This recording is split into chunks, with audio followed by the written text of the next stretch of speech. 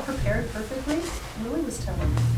Well, I You have guess. to have all your stuff. We spent a ton Yeah. of time on his Ducks in bike, a that's row? for sure. You have to, like, they have a gear check before you can Wow. get your number. Did you do it, Jay? You've done it before, though, haven't you? No? No? I've done He 100 shakes his head as if that's a crazy idea. I've done 130 some mile races, but they've been in the summer. Well, you don't sweat as bad, I don't maybe. care if it takes you 11 hours, which is like the course record, or 60 hours, it's pretty insane. Pretty insane. Yeah. So you bike Did you a, enjoy it? Was it pretty? There's parts of it. Yeah. Yeah, it was super beautiful. would you do it And again? wasn't dark. Not anytime soon, because I don't think I can sit on a bike anytime soon. So you don't have the Schwinn banana seat to make I'm things more gonna comfortable? borrow my mom's bike seat for the next few rides. You know, when pregnant women have babies, they give you Sits like a back. donut, no, Oh, a that- donut cushion to sit on because you're sore. Maybe that would be, I had, like, it's kind of gross, but like, It's okay, we've been there where already. you're like, where you're, are we on where live? you like you have your sit bones, you know? Right. Yeah, So like you just get like usually like sores or bruises usually, and like about 7 miles to go, I was like, oh, something happened back there, and I stopped and I was like, oh, so like one of them just like it like totally Burst. split open. So like the last 7 miles, I stood up the whole way because I couldn't sit down. Well, that happened to a good friend of mine in New Zealand. That was terrible. She got off her bike and had to do the and, sag wagon for a shift. Yikes. I wasn't gonna stop then. Well, should we start? No, we weren't talking about sores on our butts. Yeah. Sorry, I didn't get here earlier. There'll be plenty of time. Are we going? Yeah. Will we live stream that? Oh, yes. That's He good. says, maybe. That's fine. As long as ouch. nobody whacks me in the. Yeah. Go team. Yay. All right, we'll call this meeting to order. Oh, yep, thank you. Thanks for somebody's paying attention. That's what I'm here for. I got your yes. back. Right. So first thing for the meeting, this is something that I'm going to be doing for, well, continuously. I'm in the process of writing this land acknowledgement that I will make as a proclamation to acknowledge that the land in and around the city of Grand Marais is the traditional, ancestral, and contemporary lands of a number of indigenous people in our area, and that they have resided in and provided stewardship over this land since time immemorial, and our governance here is based in the sovereignty of their existence here as well. So I will be refining this and asking again for more input from the Grand Portage tribe to refine this statement, but it's the one that I intend to make at the beginning of our meetings. So with that, call this meeting to order. Show that Councilor Kennedy and Councilor Schulte are absent, but everybody else is here. And this is where we open the open forum. Everyone who's here is on the agenda, so does anyone have anything they want to say for the open forum? Hearing no one, we'll close the open forum and move on to the consent agenda. Consent agenda has a number of things, 5 things exactly, except it's not exactly because we have one additional thing, which makes 6 things. The one that was handed out to you is the grant contract with IRRR for $250,000 for construction infrastructure money for the Highway 61 project. Other things on the consent agenda, we have the paying agent agreement with Ellers, and then the Legion Bingo application that they have. So these are,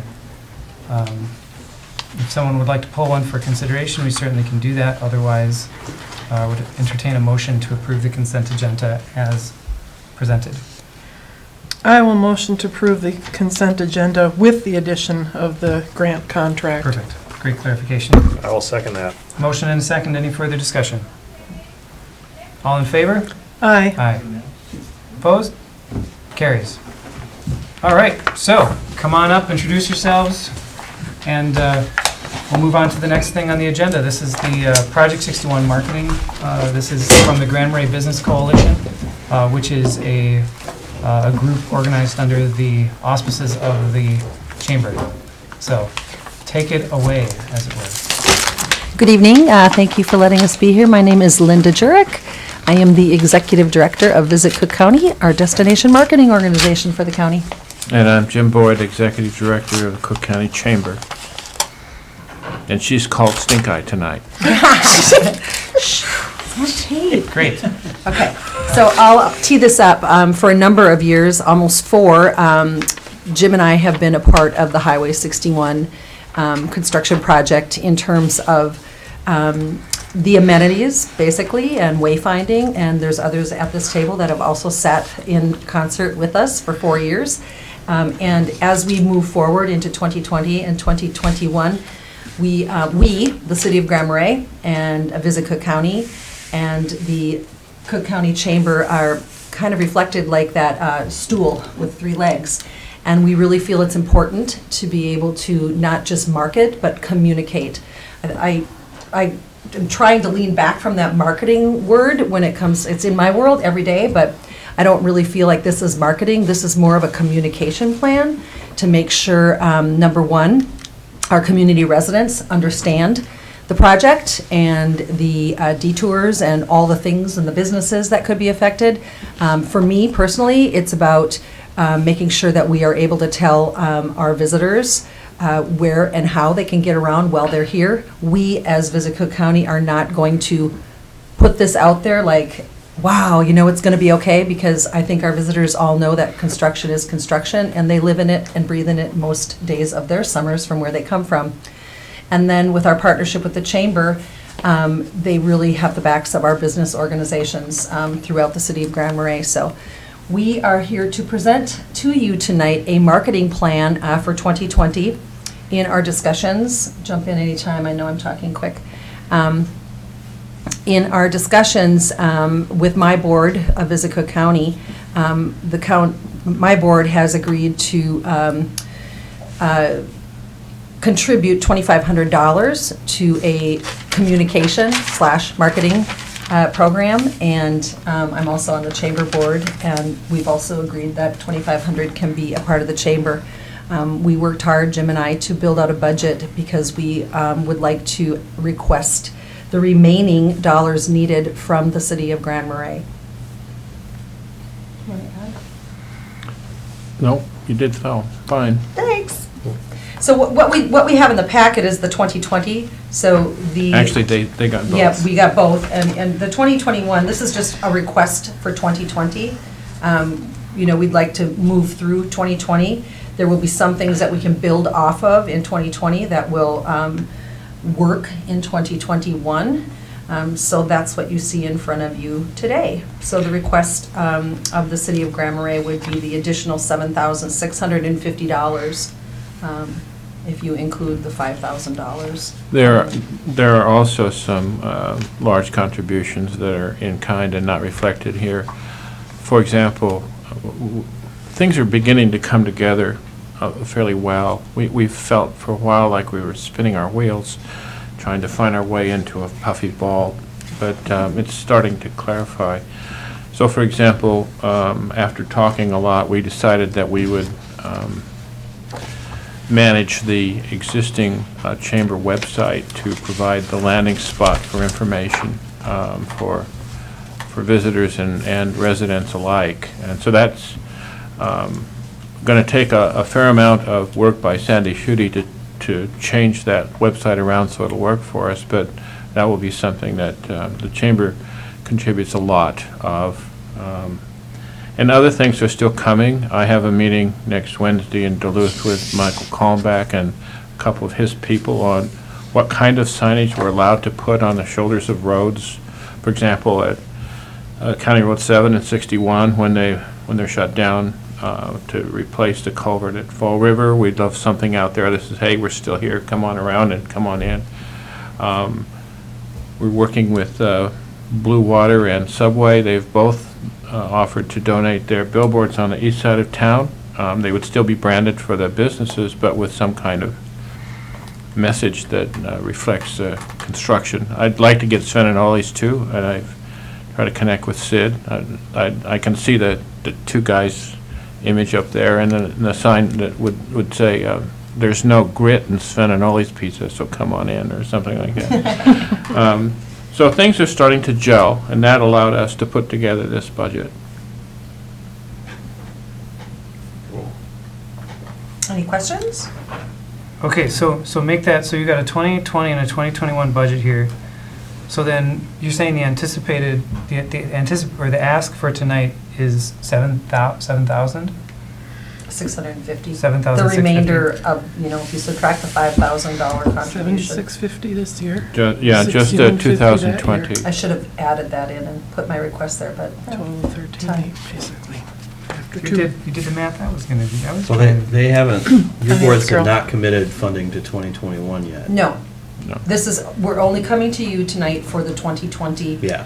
kickoff, if you will. So this is a peek ahead of what 2021 might look like. Yeah, There's we- nobody Well, that's, if It was on the same Excel spreadsheet, so it got reprinted, but our preference would have been that you got just the Just first this. The year. first one, well, we But did. it's not a problem. And there's things that, like if you want to see the difference and why, like, for instance, tomorrow morning, we will be meeting with Sweetwater Design to talk about a logo and some branding, so we can establish some fonts and colors and something simple that can live and breathe, and we can share with business owners, like, okay, you want to create your own sign, the branding will live on the chamber site, and you can go pluck what you need, but at least there'll be some consistency in what we have. You'll notice that the hard hat hoedowns for this summer, because we will not, and that's kind of a fun idea that we have, to bring people to businesses on an afternoon, maybe Thursday afternoon from 3 to 5 or something, so it's a celebratory piece of. Including construction workers. Right, including construction workers, or anybody can get away, and that came out of the Duluth project of Superior Street. But you'll notice that if you wanted to flip, you'll notice that there's 8 of those planned for 2021, because we know we're gonna have a lot of busyness in downtown Grand Marais during 2021.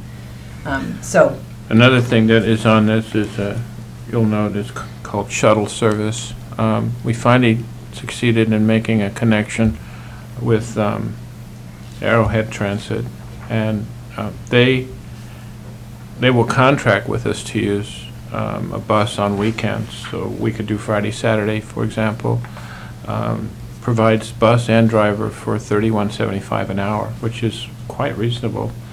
And so we don't think that we need it every weekend, but if we could get it for some weekends, we'd like to try it in 2020 when it's probably less necessary, so we might see how it goes, and tweak it for 2021 when it will be more necessary.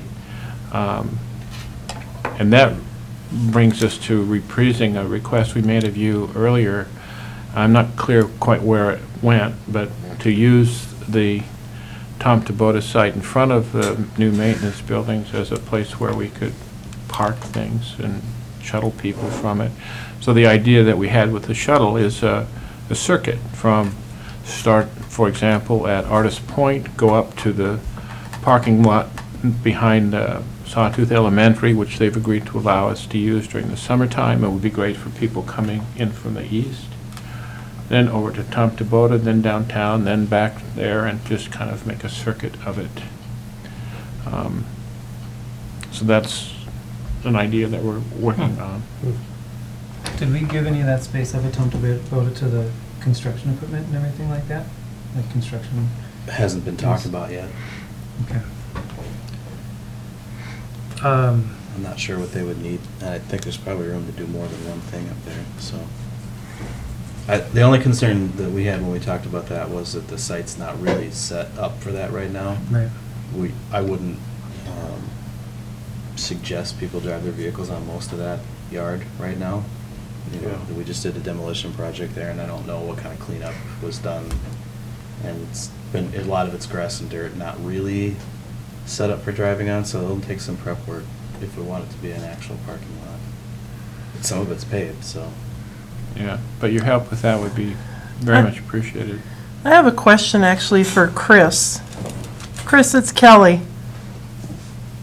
I am here, yep. Okay. I I'm wondering, because in this, there's listing of having a shuttle service and then hiring somebody to do social media. So if we're contributing the majority of this, does that leave the city in any liability issues, especially like for a shuttle service? If there's accidents or people injured, does that open the city up to any liabilities?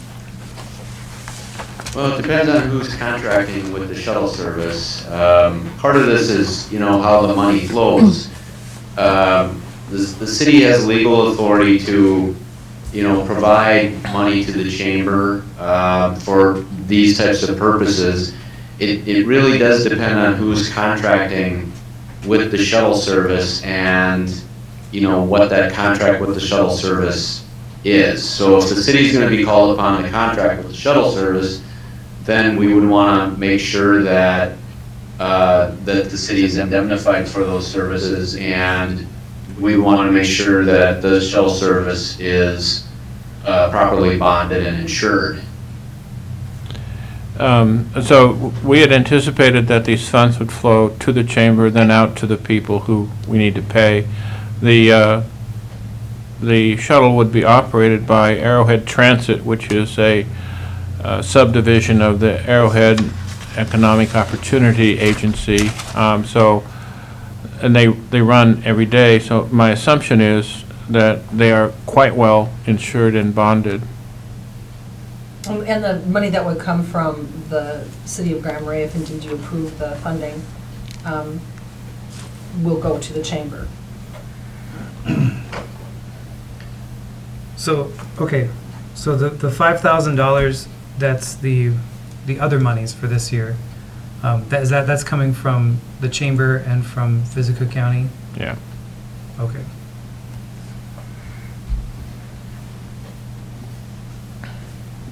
So, okay, does anybody else have any Does that answer your question, Kelly? questions or?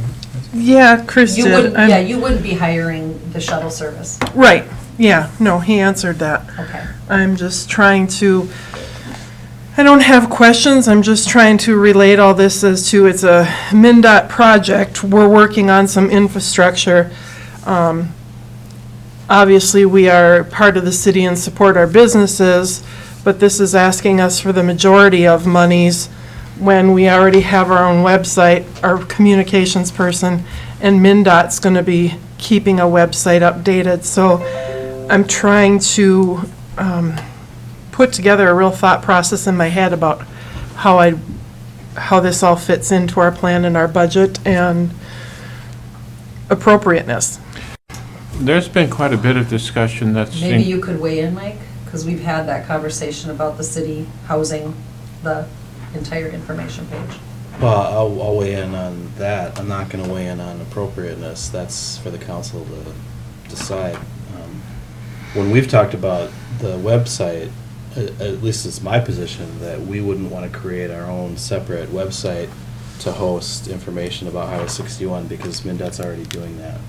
And that our strategy would be to try and get MnDOT's site to have all the information that we as a community want. So, we're not looking to put a special page on our website to do any of the things that this is considering doing. And if I can add to that, the page that we build on the chamber website will definitely link back to the city of Grand Marais. So with a click, you're able to go to the latest from MnDOT, if you will. In the hours and hours of conversations and meetings we've had, that's not enough when it comes to communicating to our citizens of Grand Marais. They don't want to know just that. They want to know more. And, you and I have had that conversation, and that it's governmental business, MnDOT's going to do what MnDOT does. So is this, you're talking citizens and we're talking visitors.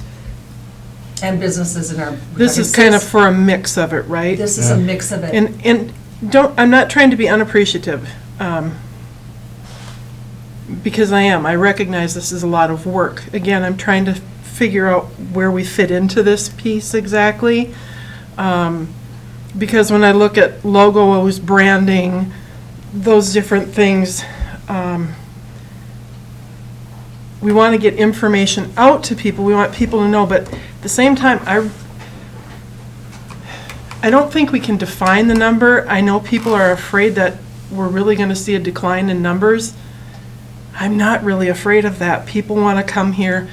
I think 2020, we have outlying things happening, but people can still get here by coming through a different route. 2021 obviously means a lot going on downtown and happening, but I think the citizens will still use businesses as they need to, where we're going to have more inconvenience as people parking further away, which for someone like me, it's an inconvenience. For somebody who's handicapped, that may be more difficult, and I worry about them. So I'm just, again, I'm trying to figure out whether the burden of this really falls upon us money-wise, and how we do that, or if we say, yes, we're willing to, but maybe we're going to contribute X amount of dollars, not this full amount. That's just my thought, but there's two other people here that have to speak. If I can add to that, in the 4 years we've been working on this project, there's a voice and there's a connectivity and a communication process that happens with this body, and specifically with Mike. You know, you're talking to MnDOT. You've said yourself, you know, if there's changes to the project, you might be the first person to know. Starting in May of 2020, there's going to be a Thursday 1 o'clock meeting, if I've got the right time, that will happen weekly with MnDOT. That's going to help a lot. That's going to help the city a lot in showing that you care and that we're going to be able to communicate the changes. But there's also changes that could come up in the middle of that week between Thursday and Thursday that I'm not going to know because I'm not at the helm. Jim's not going to know, but there's going to be some conduit of connectivity with the city of Grand Marais. We're not front-line soldiers when it comes to MnDOT. That's this connectivity with the city. And can I add to that?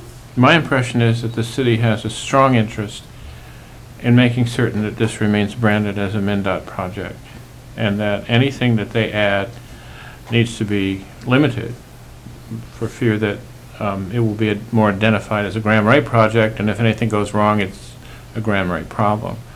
That leaves a hole. No matter how well MnDOT does its website, and no matter how well you do your links to that, they won't address the issues that we think need to be addressed. If you look at any other large construction project, the nearest one recently has been the Superior Street project in Duluth. The marketing effort that the businesses and the city itself put into that were remarkable in terms of trying to tell people how to get around, how to visit businesses, and trying to ensure what is my goal, which is that the businesses in Grand Marais survive this in as strong a position as possible. So that's where whether you think that we ought to have more skin in the game and you less, or that's up to you. But And I'm going to echo what you said, Kelly, because I'm on that page of, I really think, and let me back up. Rather than say the issues that were going to come up, I'm going to say the questions. Because if we start framing them all as issues, they're going to be issues. But we can say, hey, here's a website or is a page on the Chamber website that's going to be up to date, answer your questions. You know, we don't need to frame it as issues. We could turn this into, when is the next hard hat hoedown kind of thing? I'm totally with you on the fact that, and I've said this to many groups, SuperiorStreet.org, great website that everybody co-opted into in Duluth, including the city of Duluth, thousands of dollars in sponsors. The user, the consumer of Duluth, Superior Street stores, banks, whatever, I never looked at it. I'd get to Duluth and I'd go, oh, they're doing this block this week. I better turn right and go over and, catch it again. And I truly believe from a destination marketing organization, the people that love Grand Marais love Grand Marais. If they get here and we're embracing a pretty cool project and they see that, that could be really exciting stuff. It doesn't have to be Debbie Downer. And the hurdle we need to get over is with our citizens. And I've also said this, that the businesses in downtown Grand Marais that are going to really be affected in '21, are gas stations, because that is a predominant drive-up crowd for gas. And so making sure that we, as visitors and as citizens and as businesses in downtown Grand Marais and as a city, we support that and we talk about it and we make sure that they're still used, that's great. People that go to Hungry Hippie Taco during this construction time, walk there. They have 3 parking places in front of their building. If they want a taco, they're gonna walk to get a taco. And there is gonna be ability to cross the street. So we're a walking community when it comes to our visitors. Our visitors don't go, I can't find a place to park. They're not the ones saying that. It's the community members that are saying that. So The other thing about this is that no one assigned this to Visit Cook County, which is a countywide organization, or to the Cook County Chamber, which is a countywide organization. It just was obvious that someone had to do this work. And so we've Patrick can tell you, and Jay too, we've put a lot of work over a lot of months into trying to come to grips with what this will mean for the businesses of Grand Marais and help ensure that they survive it in as good a shape as they can. I think they're going to take a hit. I hope it's as small as we can make it, but I think that that does require that we do this. the biggest hit in Duluth was a 5% loss when construction was right in front of the door. So, you know, Security Jewelers had their best year ever because they served hot dogs at lunch one day a week and made more friends. So, I mean, I might be a little Pollyanna on it, but I tend to try and find the positive point. You optimist, you. I am an optimist. Well, that attitude, though, I mean, like, I can speak for the work that's gone into this, because I've been in a lot of those meetings as well, both as a representative of the city and as a downtown business owner. And the, you know, the amount of work that's gone in is really, it's measurable and it's significant. And I'm not questioning and that I know, at neither am all. I, you know, a lot of it has gone kind of back and forth as trying to figure out what exactly the tack is to go on this. Now that there is a you know, an identified path that has been agreed upon, it, you know, that relieves me a little bit, because I feel like, you know, this is something that there's no amount of planning is going to be too much planning on this situation. And the attitude that Linda brought up about this, you know, embracing the situation and making it fun and you know, having there be other things going on other than just like, wow, look how terrible this is. That's what's really going to make and break this, and I do believe that the downtown businesses have the ability and the attitude to do that. Having the partnership of the city, knowing that the city is a part of this process, has value as well. You know, as far as like this marketing process, and we're talking about, you know, like you said, potentially, you know, under 14 grand for 2 years, which is not a lot of money in the whole grand scheme of things. But that makes me ask one devil's advocate question, and if you can answer this, then that'll put me in a really good place. So, you know, we are talking about, you know, we're talking about $7,650 the first year. You know, and this is largely for you, Linda. You know, the lodging tax that Grand Marais collects and passes through to Visit Cook County is meant for marketing things. So I mean, where does that fit in, the $2,000 that Visit Cook County has in it versus the entirety of the amount that's being asked? So that might be a hard question, but it's also... No, it actually isn't it's a simple question. I have, of course you all know, 3 boards, 3 tourism associations, and we have the ability to have each of our associations look at the 1% of the 4% that they collect, and they make decisions on how that will be dispersed. So many of the events that we all enjoy are supported by that 1%, but there's also a new opportunity for marketing. And it might be more important to ask for that for 2021 than 2020. Because I feel like this project of 2020 is road construction that affects our entire county. It would be like, the equivalent would be like me going to the Gunflint Trail Association and saying to them, because they have 5 miles of road being done this summer from Trout Lake Road to Pine Mountain Road, saying, hey, you know, do you guys want to make some, you know, fuzzy warm signs about this construction project? And I've heard already, just talking to people, they're like, no. People are gonna come here, they're gonna drive the Gunflint, they're gonna have a little bit of a delay in getting there, but they're still gonna go. So, yes, the question can be answered, or it can be asked, and I certainly can ask it this year, if that's the way you want to go for 2020. Let me back up. Last Friday, we had a marketing strategy session for summer. And for me, to market a road construction project would be like taking money to market the delay at Two Harbors. And that's not what we market. You're still gonna get here. People are still gonna come to Grand Marais. We don't market to our, residents on First and First about road construction. We tell people in the metro. And we've decided strategically that we're not gonna say, don't come. We're not gonna say, oh my God, you're gonna have a 4-minute delay getting into Grand Marais next summer. Oh, for 4 weeks. It's 4 weeks. We're not talking 3 months. So we're not gonna do anything with it. For me, this is between 3% and 4% of my budget for the year, the $2,500. So you have signage on here twice.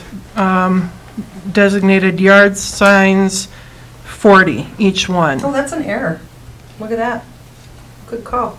Bring that down, request to 6,650. Okay. Well, does it add that way? Did you sum Are it you right? taking Yeah. those yard signs out, or what? No, I Or just they have just- it, No, I they're have it down, I duplicated. have it twice. Oh, I just It's assumed that they were duplicate. talking about different signs. Well, that's No. why I asked the question. It says the same thing, so. Yeah. It's an Um, error, It adds up to 11,650 without that 1,000. sorry. That's okay. You did that well. Thanks. We also, Hmm?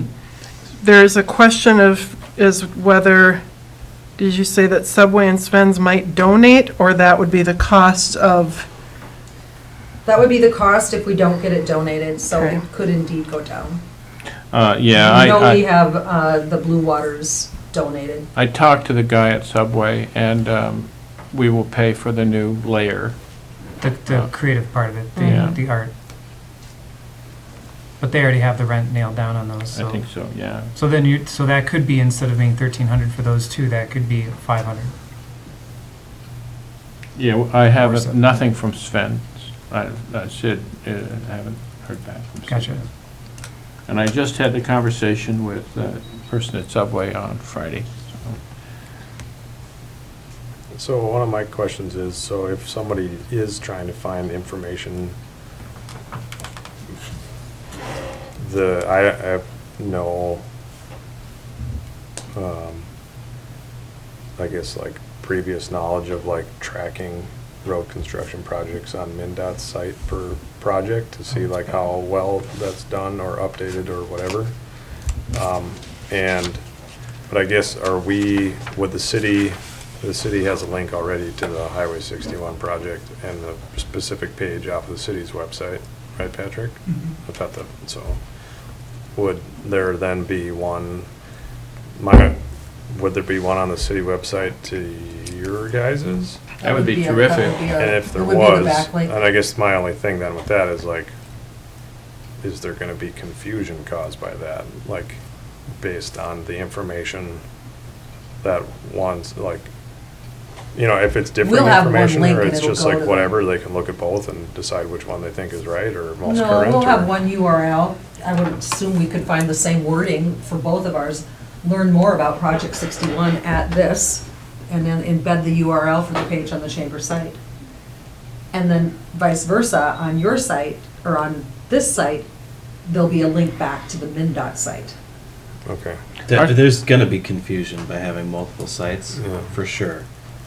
What this buys us, having multiple sites, is we don't have to try and get MnDOT to do everything we want them to do. Sure. Instead, we've got direct control of something, and we can just do what we want on it. Yeah. So that's pros and cons, but trying to get MnDOT to do everything we want them to do is a real, this isn't what they do. I mean, their advice to No. us when they talked to us 2 years ago was, you really need to get your local businesses organized around this issue and start to think about this. And they've done that. And so. I appreciate, Linda, I think you were there too, but like Jim's work on, when some of those things were brought up with some of the changes that happened with like the MPCA dig and like what that meant to like how the strategy was gonna go with road closures and, you responding to, I was the only one in the How we room who could- wanted to stay open in the fall and get it, always Yeah. keep one lane open. yeah. So, The I rest of mean, the room did not like I guess I appreciate the work that's been put into it, and I think I think I would, I would be happy making a motion for this. I guess the only things that I'd stipulate with that is if you, Jim, I'm sure you will, follow up with Sven's and Subway to lock down that. Because if Kelly and accounting, save $1,000, if you can save another $1,600 by getting the rent covered on those, and that we would pay for the graphics, then that's, and then if we can make that happen, I would make a motion to approve, what was it? Well, then, it says 6650, but if we're asking them, if we're looking at a potential of $1,600 worth of donations, would it be better to pledge 5,000 for Yeah, because- 2020? Yeah, because that goes to. Or what I was gonna say was, Or- what if we did 6650, they try and get that, and then next year we just knock off? Thank you, that's where I was going. I mean, this isn't gonna be spent down to the penny, but if it goes in the hole, then it'll be the chamber and DeCoux County picking up the remains. We're not gonna come back and go, oh my God, we went $500 over. But the fund will remain through '21. So we would expect, and just as any business would, to be able to come back to you and say, here's our project, here's what it costs, and there's $1,000 less, or there's $1,000 left in the account, and we'll bring a new plan back for '21. Well, we've got a hanging motion. I'd make a motion to sorry. approve this funding for the website and the construction information website in the amount of $6,650 for 2020. Okay, there's a motion, is there a second? Trying to figure out what I think. I'm sure you're trying to, well, I'll second that one to get to discussion, because there's some stuff I want to talk about with this too. So now we are in discussion time. So Kelly, is there anything that would benefit you of?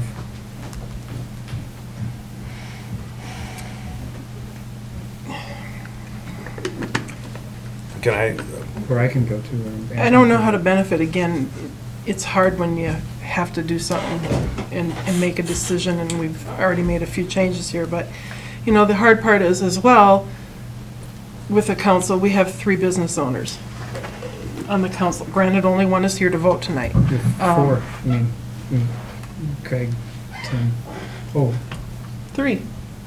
Anton and I don't own business downtown. downtown businesses, I see what Yeah. you're saying specifically. Yeah. Fair enough. You're gonna draw a line there. I'm not Seems drawing relevant. I'm not drawing a line, I'm pointing out a fact. No, that's really true. It's a good point. Again, it's being cautionary, it's being responsible with money, trying to do the right things. We're no longer, we're the majority partner in this then, if we pay this amount. And is that the position we want to be in? That's what I'm trying to wrestle with in my head. So go ahead and do your discussion points, because that might help me. Well, Um, the discussion point that I have goes along those lines of what you're saying, is that if we subtract the rent for the signs, we're right around that $5,000 mark.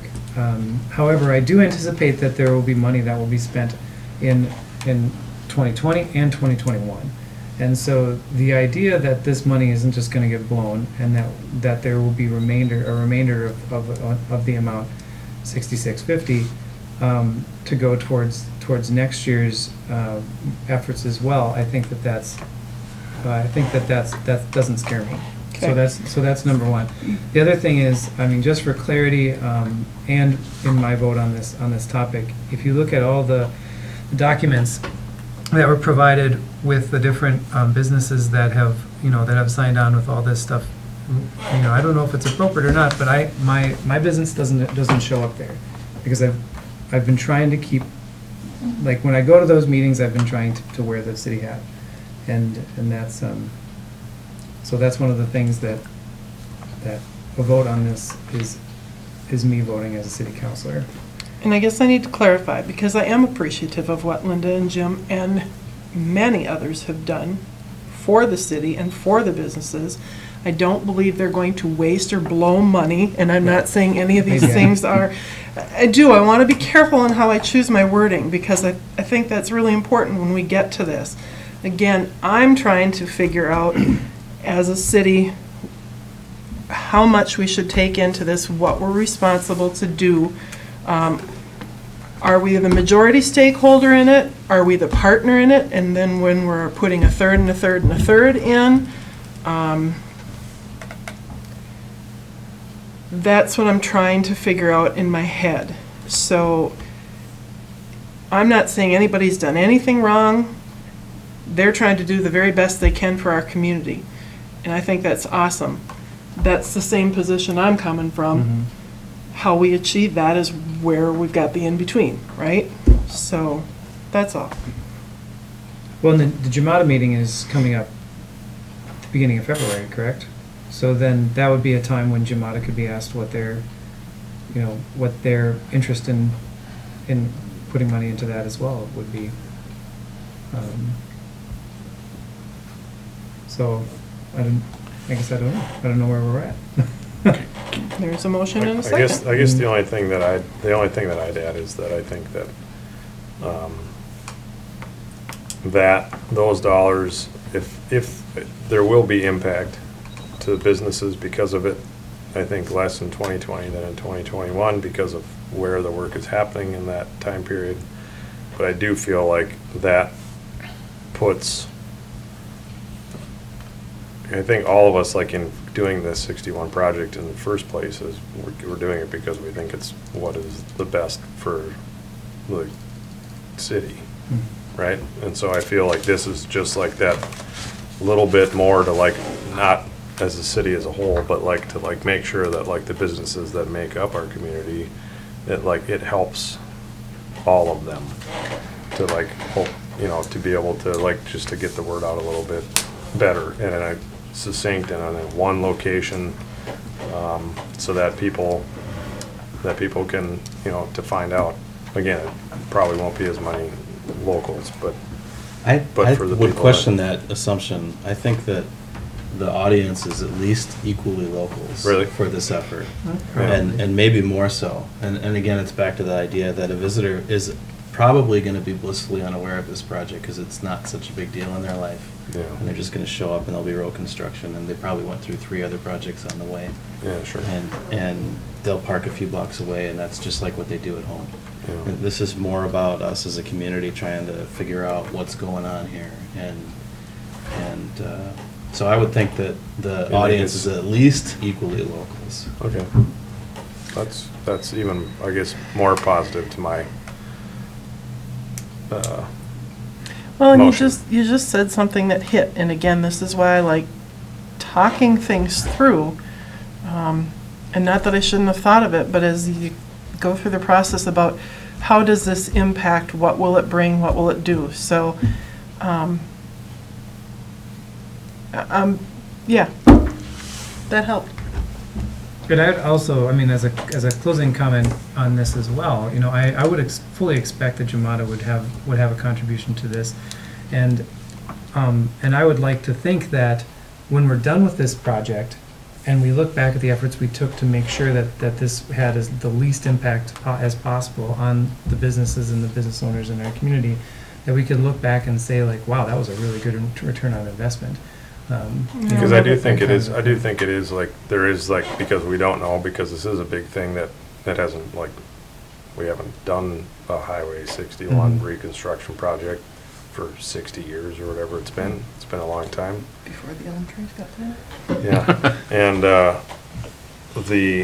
so I think yeah, okay, we recognize that there will be disruptions, but like that we're gonna try and help everybody through this. Like that's why we're doing this. Like it's happening, so like what can we do to make it smoother? And I think this is a good use of funds, and you guys know what you're doing, so that's all I got. Anything else? A motion and a second on the table. All in favor? Aye. Opposed? Carries? All right, thank you for your time. Thank you. Thanks. Thank you for the discussion, guys. Yeah, it's great to have those discussions so that we can The goodwill that Get will through come it. for the city is There. All right, so sitting patiently over here, we have an update. We've got Bruce Cornwall from LHB here. He's going to give us an update on the City Hall Liquor Store concept design that he's going to load up there on the screen hopefully soon, and then we'll have another hopefully pretty fruitful discussion about this. So, How do I make that bigger? there, full screen. One of those buttons is full screen. Oh, but he's got all the, both of those things. Which one do I do? Display settings? This? That's the one that makes it go black or one black. How about that one? Nope. Wasn't it bigger when we started? Yeah. It certainly How was. would we do that? How about the second one from the left? Yeah, that one might be the one. Which one? Second one. This one? Yeah. Oh no, that just shows all the slides. Try end slideshow and just reopen it. Okay. Yeah. Ta-da! Oh, good. The IT guy. Lovely. Cool. Okay, thank you very much. As Jay said, my name is Bruce Cornwall with LHB. And we were actually back in October, I think. It was October 30th, the night before Halloween, when we were here last. And we went through a bunch of kind of options. We got feedback from you. And we wanted to come back now, show you some revisions, and then get some more feedback so we can put some more numbers together. We've got a lot to go through tonight, and you can see from the agenda up there, the overview, revised concepts, a program summary, so you can kind of see the comparisons with some of the things that we were talking about. Some imagery, a conversation about roof configurations, so we talked about whether we'd have pitched or not. Schedule summary, cost summary, and then discussion. The discussion, I hope, happens throughout. There's no reason to make this formal, so please, we can just kind of talk as we go through it. In terms of the overview, one of the things I think that's important to remember is that a pre-design is really just getting a good solid foundation and a direction for a design. So there really isn't anything approval other than we hope that you're satisfied with the direction, it's good enough to put some numbers to, so then you use that for your your financial kind of organization of this, how you're going to approach this, helps you put schedule together, et cetera. And then eventually you'll go through a rather detailed design kind of study where then you will start to approve things to eventually go to construction. So this is, we're just trying to set the table. So things you see, we're basically looking for things you can't live with and telling us which things you can't live without. And then we'll try to put it together in a way that helps you guys make decisions. So right now, your existing facility, there's about 11,500 square feet, and inside the rats, the maze that it is really very, very inefficient. We started with that, and we then we talked about a 2-story or 1-story. We kind of landed on the 1-story. Then we came back and presented this as one option. And that's like a gross square footage. So you can see there it's from 11.5 to 19. It's quite a bit larger. Things in here that you were talking about, really, is it necessary to have all this space? Is everything too, might be too large? The liquor store essentially has landed about exactly where Jim, a consultant, recommended it. So we've kind of left that off the table. Where bathrooms should go, et cetera. We had another version that was like this, which was yet smaller. So out of those two is what we talked about, and I can go through them in detail again if you want. We basically came up with these as being some of the primary issues that you wanted us to address. Smaller council chambers, because we had 140 or something like that, and was determined that there's certainly no need to have anything over 100, and it could actually be like 70, 80 in that range. Smaller garage, or maybe no garage. Is that really necessary? If there is, it would be much smaller. Provide partner space. The idea was that we're interested in that, but maybe we don't. We want to look at some options, and we'll look at that a little bit later. The two-way parking, we had a one-way system that kind of made it, to a certain extent, efficient in terms of the drive, but that was going to be a problem with deliveries, so we made it two-way. Brick, wood, glass, and stone was kind of considered the materials. You liked the co-op and some others around, but they're kind of more of a natural, not super slick or anything, not urban in the sense of like not Minneapolis. Differentiate City Hall, liquor store, and public toilets. So they have their own kind of unique kind of front door, but at the same time, somehow pulling them together. Daylight, flat or pitched roof. High visibility, obviously very important, particularly for the liquor store and the toilets. And that the liquor store and public toilet relationship, when people, visitors particularly, they may want to use the toilets and then they want to get the liquor store and vice versa. So that make sure that those have a certain relationship. You can kind of like see them from the front door, I think, is what we had kind of talked about. So when you walk in, you can get your frame of reference about where those are. So we took the. Can I make a comment on Yeah. one of those Oh, issues? okay. So the smaller council chambers thing, I think that kind of goes without saying, that we don't need seating for 140. Mhm. Was there any feedback, or I didn't, maybe I didn't give this feedback either, Okay. about having the room be a bit of, like, somewhat of a modular room, so that there could be a divider that would go in between a larger space to create two meeting spaces, that kind of a thing, so that there would be like a set council chambers, but then there would be overflow space. Because one of the things that happens in this building occasionally is that there's meetings in every space. There's not a lot of overflow space, or there could be more meetings that would happen here if there was an additional space that would happen. I don't remember that as being a specific option. Right. Those have we get asked this question a lot. They do work. They typically are quite expensive, and they're somewhat difficult to operate if you want good ones that actually provide good sound attenuation. And they're not that easy to move. So in other words, you really have to have facilities people move them. It's not something that just, the bridge club can come and move them necessarily, et cetera. So so you have to think a little bit about that facility-wise. So when we go through the options, what we show how it could be used for other activities. Maybe that we should come back to that when we talk about the size. Okay, but that's a good point. So we developed revised concepts. And so what we did, we had option A and B, and then we're going to show you C, D, and E. Okay? Starting with C, which is a version that you can see. I think, is my pointer working? No, it doesn't. It doesn't show. Okay. So I'll stand up and point if I can do that. So we have the blue is the liquor store. I was going to meet with Chris to kind of go through some options with that, so we'll stay out of that. But that's basically the size that was recommended by Jim. This version shows basically a partner suite with essentially 4 offices and workstations combined with storage. And then basically a public conference room that could be accessed both from the partner space, and this provides an additional meeting room that could also be used for the public for different boards or meetings, that type of thing. So it could be disconnected from that as well. Plus a smaller public a meeting room that's accessed both from inside the from the city hall, but it also could be used and accessed from the public side.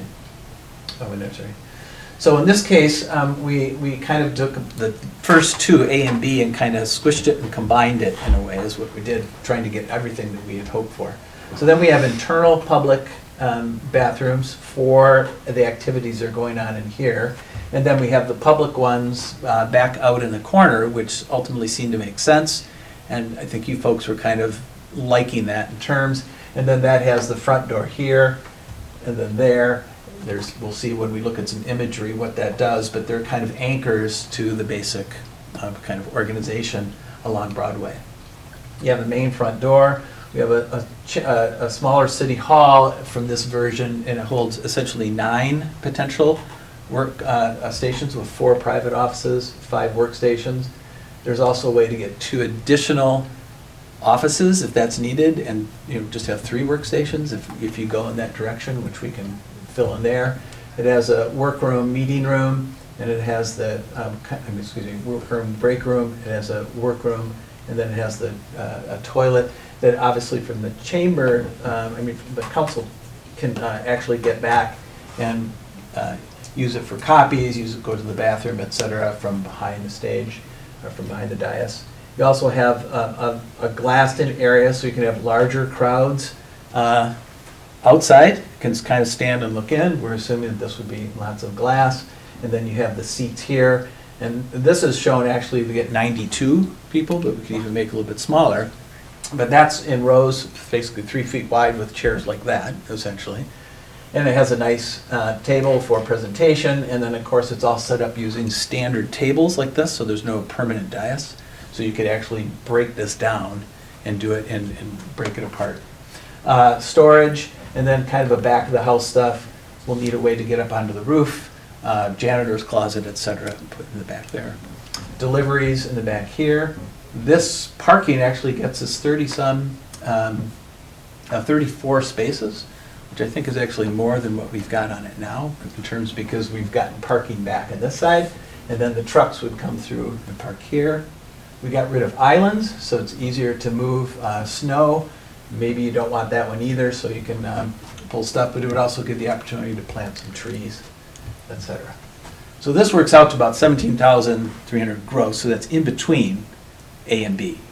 But I think it's the scheme that I think condenses everything, kind of gets us a little bit of everything that we're looking for, but we can take that further. What's the square footage for the city hall space, the city hall office space for this one? I'll show you that in a sec if you can wait, just so that, so let's look at kind of general organization and then we can look at that. So one of the things I wanted to do, and I hope this works through, yes, okay. So this takes and shows how you could set up with tables for some sort of banqueting or that type of facility. So it really would work very nicely. In this you get 80 people at tables. So you can have a pretty nice, kind of public event that's going there with the dais, and you can have it could be catered or that type of thing. So it shows that flexibility that it's more than just the number of people that can sit in a council. It's what's the number that it needs to meet for it to be functional for other activities. You could divide this, if you wanted to do that. One of the problems with doing that, as soon as you divide it, you essentially kind of need another way to get into it.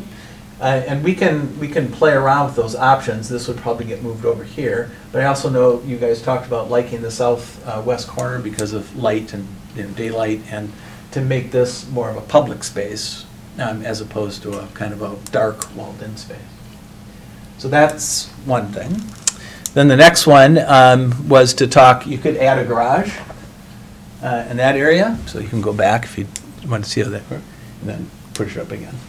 So really what it does is it just slides in a garage, and that could actually be smaller yet, but I just thought I'd do it so you could at least get one small pickup in there. Realizing that it might just be snow blower at times, it might be a front end loader at times, maybe you don't need it. But that was the idea where you could add it at any time you wanted as well. It does take out some parking, but this is where you could add additional space if you wanted that. And lastly, for this one, the idea is you could make that room a bit smaller, and you could still have a front of the cash register kind of connection between City Hall and the liquor store. This could be used as some sort of gallery or that type of thing. But the idea was, how this is connected, so it's not just a separation. We just wanted to put that out that might be of interest. You would still be walking in primarily here, and you would come through to purchase, so everything is in front of the cash registers. So I think that works, but it obviously makes that a bit smaller. So it just shows how the design really can be quite flexible, and this is the type of stuff you'd go through in much more detail even as you're working through it, because you'd explore really what different options would be working for you. So then, I wanted to show one that was smaller yet, and what this one does is it primarily, because there was conversation about maybe, as opposed to what the mayor had said, do we really need that extra conference room? So that's the idea is, let's say we don't, we can just kind of shove this up, creates kind of a courtyard in the back for entrance. This is set up pretty much the same way everything else is, but it actually just kind of slides up the partner space and gives them a much smaller conference room, so it's a little bit more of a contained space. Of course, it gets smaller by the size of that nice large conference room. And then E kind of pushes it back yet again, where we actually just keep the large conference room. And in this case, we can slide it over. It's still essentially in the southwest, but it makes for a much smaller kind of lobby. It is interesting because it does allow you to expand in the future for some reason that you might. But again, this is smaller yet, and this represents probably, I think, the smallest that you probably would want to accomplish the basic programming needs that you had asked for and that we had discovered. The parking stays pretty much the same in all of those, but again, this could be green space. So right now, in terms of the 5 kind of different versions, you can see it goes from the C, I'm going to go back, which is, I think, generally covers all of the initial things that we had talked about, but at a smaller scale, more realistic scale. So do you want to ask any questions, particularly about the plans? There's much more to go through, but I wanted to let you kind of take a moment to ask specific questions, if there are any. I kind of want to take a look at A and B again. Do you? We can do that. Now that I've seen CDE, it Yep. would be cool to see. So we'll go back. This is B. Okay. And so the main thing that was driving it here was this idea that there was conversation about how big does this really need to be? And this was up in the 130 or so people that came in. I mean, it's really quite large. But then, of course, it could become a very large, banquet hall too, if you wanted to have different, kind of functions that could be available. But this also ended up really having a much larger kind of city hall portion than, and Mike and Kim pointed out. Plus, it was a full kind of garage that isn't much smaller really than what you've got right now. Right. So that's why everyone said, is this really necessary? The other thing is that it provided, the bathrooms still up in the corner, but there was also conversation about, do we really need that? Should these service both people coming in and out, which we decided we don't want. We definitely want to have it separate over there. And of course, this was working as that. It has a smaller kind of space used for that public meetings. So if we go back one more. So this one was the idea that we kind of create 2 strong separate entities. This has a large conference room, again a large the city hall space, and again a large conference room. Council chambers. People liked this. They weren't sure about, do we really need this kind of grand central hall? And you'll see when we get to the program numbers, it has a significant impact on the overall area, but it's not programmable space. In other words, it really is creating a more of a statement space, and we kind of talked before, is that really what we're about here? Do we really need to have that? And is this strong a connection really all that important? The one thing that this did have nice, it really had a kind of a separate common loading area that really could be used for offloading, and it would help with when you're doing deliveries, you could kind of bring it into a kind of a foyer, if you will, a vestibule, so you don't have the cold air going right in. So that would separate that. And then in this case, we could probably have more of the mechanical stuff, if you will, inside on the first floor. But in this way, a much larger kind of maintenance and facilities area for the facilities in there. Still having a nice vestibule for silent, for quiet, people just coming and going, and then 2 of the thing. But this is the idea where we were talking about that you'd come in here. This might be open at different hours to get people into the bathroom, and that's where everyone was saying, we don't like that. We need to have it kind of operated like we have it now. Okay. So out of those 2 is the comments, and that's why we come back with.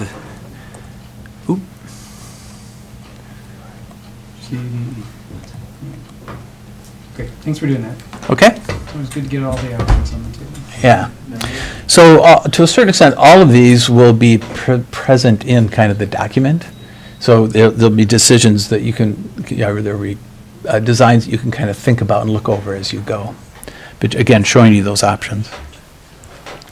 So now to get into program summary. So this will kind of show how the different spaces change in relationship to one another. So starting with the existing, this actually represents what you have now. It's about 8,700. Depending on how you add it up, it's about, or 9,600. There's different ways to kind of assign the different spaces. And this is net square feet, so that's like the space inside the walls. It's kind of an interesting diagram. That is to scale, it was kind of fun to put it together, because I remember I spent a long time walking through with little measurements, trying to make sure I got all the little trails and passageways done. A lot of like awkward little storage spaces. Yes, lots and lots. They're called jail cells. It's pretty Right. impressive when you consider what the overall existing footprint is compared to what the overall existing actual usable space is. Oh, yeah. Because there's so many walls, like how much square footage is eaten up in Yeah. wall space. Yep. Yeah, totally. Pretty Yeah. amazing. Yeah. It's like 2,000 square feet. Well, that kicks out the visitor center cube too, which Oh. is about 900 square feet. Okay. So- Right. Still 1,100 square feet. So- Walls and- Exactly. So we take the one, A, B, C, D, E, and what we've got here is, you can see if the total net square feet, 9,600, 15,8, 15, see, they stay pretty close until you jump down to here. The big difference in many ways is the circulation. You can see with that A, with that big central hall, we have essentially 3,250 square feet that's not programmed, in a sense, where you don't use it in the same way of putting bodies. You know, it might be very nice, but that has a certain, cost that would be associated with it. The next version, B, is where we really scrunch things down. We have a very small kind of public space. And then come back to C, which is again is that compromise that we were kind of doing between these two. And then we did two others, which then get it smaller and then smallest yet. So the big thing, so the community meeting room, I should say, let's go council chambers. So right now you have about 840. You can see it was all the way up to 3,300 or 3,000 square feet for that. We dropped down to 2,800. This actually includes storage. That did not, so this is a bit misleading, because this is the one that has about 96 folks. This has about 80 folks, and that's about the same as 80. So the important thing is that I think we come up with a target of what we really want in terms of those numbers. And that's something that, again, you don't have to make a decision today, but you really need to talk about, do we really want 80, 90? How many people do we want to be in there if we're having a banquet? And that's ultimately the decision. Do we know what the maximum of this, because there used to be something in the entryway there that said what the maximum. Well, I think Occupancy. more than 40 in here is pretty awkward. It says 49. We've had 49? 70 in here, Yeah. when you're talking standing room only, with this type of configuration. But if we just think about what our needs are in terms of this meeting, I've never seen more than 70 people try to be in here for a council meeting. And to think about a room 3 times as big as this would be, most of our meetings are more like this. It's not for us. Right. Like, that space is not for this meeting. It's got to be for something else, or we wouldn't want to build it. So then the question is do we have, if, obviously we don't really use this space for anything else because it is so small, but would we? Well, we use it all the time We do. for 20-person meetings, a lot of dozen-person meetings. And I think, a couple times a week, there's a decent-sized group in here. Yeah. It's still, if you think about, efficient programming of space, there's very rarely a time when we're out of meeting space in City Hall with our existing meeting space. So when we think about a room that size, we really have to use our imagination with what possibilities does it open up and how would we want to be able to use it? Not what's going on here, and certainly not for city council meetings. So if you'll remember, option C and D are the same. We basically put this room, which is the community meeting room, is about the size of your current council chambers. So that meeting room that we're talking about that would be connected to the partnership space Oh, would be interesting. about this size in terms of it. So you'd be able to put in, at a very nice, 20-some people around a table, or you could pack it full of different things. Different, kind of uses. It could be stand-up with no furniture, right. it could be a little party. Mm. It's just big. So that, to me, That's really big. I mean, I know you have a lot more stuff to go through. Yeah, but no. I think that, based on where we're at right now, like, I feel like, because I actually, of all the stuff you went through, I'd like to see, but looking now, and actually trying to, look at the square footages, it seems like maybe you could justify, like, the size of the council chambers in C, right? Mhm. And whether that's shifted, pared down a little bit, but, something larger, and, foregoing that group, the other community meeting. Right, which was kind of the direction we started to go with in D, Yeah, where, Or- and again, this includes that storage space, so it's a little misleading. We're assuming this is about 900, we think you need about 2,000, yeah. double this space. And D is was the one primarily that what we just really had need. the full connection between the liquor store and the, Well, it had that option, but what this really did was it kind of got rid of that meeting room and probably provided for a partnership space. I can go back and Yeah, look at it if you want to really see. that Do you remember that? Okay. We can go through them again. So that's why we explored these things, to show you, do we really need this space? Because that's what I wanted, that extra space would have been this large. And that came about, I think, because I thought there was conversations, particularly maybe with Jim and others, about the need for some community space. They think there'd be a bigger use for it, perhaps, if it were available. So we're just putting those things out for the council to kind of think about. And I think that's true, but I think it's this space. I don't think we need two of them. I think this room is relatively unused. so you're And- saying, like, you think then that's probably where I was going, I think, is like, council chambers, especially expanded size council chambers, should be able to accomplish, because we meet twice a month and there's meetings going on quite often here. But again, they're not generally coinciding with when we're here. No, there's 20 free nights a month, always. And, every Friday, Saturday, and Sunday is open, right? And if the community wants to use this space, and it's a space that is nice and usable, that there'll be an opportunity for that to happen. I think we all kind of pictured that the idea that this could be a gallery for a week, that we could really free it up to do a lot of interesting things that would support what's going on in the community. It could host large parties and events if people wanted it. This just is such a different way than we use the building now. Right. It takes some imagination to go there. And that's where I run into it as well, is what the willingness of the, and the ability of the city to start getting into that kind of hosting, I think that's a good conversation to have when we talk about the budget and when we start to talk about real design and the functionality of it, that, it has to be, that one of the real flaws we have with this room being used that way is it's literally connected directly to the rest of our space. We can't really lock it out effectively. right. And the door, there's not a way for us to easily make it accessible to groups that come here after hours unless they want to run through the back of the liquor store. And so that kind of limits the groups we're willing to do that for. So there's a way that the design could fix those issues for us, though. So for that point, you could literally close it off here and have people come in and use this at any time, and this could be all closed off. They'd have bathrooms, they'd have an emergency exit out, this start here, but they would basically have control of that. So you could come in that way, which would be interesting too. Although I kind of see the council chamber is oriented towards the parking lot. The way that it is oriented now towards the main entrance makes it more of a space that the community might connect with, I think, or be able to use. And so If you if put it City at the Hall front. was stuck next to the parking lot, those offices would have windows again.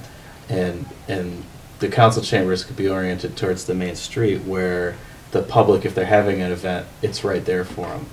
And what we would lock out is City Hall, and then the access to the bathrooms in the council chambers. So basically slide this down and push that I up. think, yeah. That's. I think that would make, Good too. Yeah.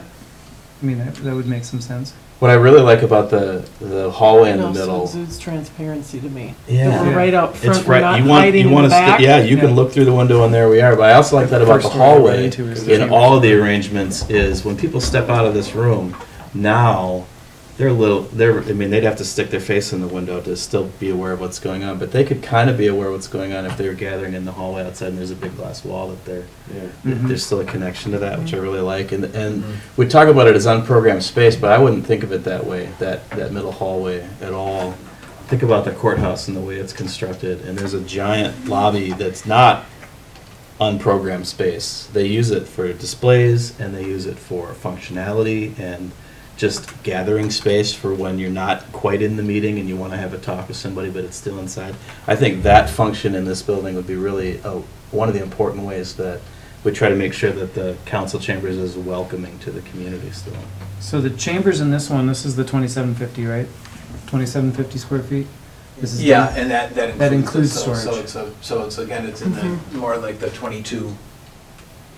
And the partners space on this has a little teeny work room instead of a, But it's still much. Yeah, it's bigger. basically, smaller. it's a small That partner conference room. space is as big as City Hall is right now. that green space. Yeah. Yeah. Did you look at the numbers? Is that the way? No, but I'm just- Yeah, we can eyeballing go it. back and look at that.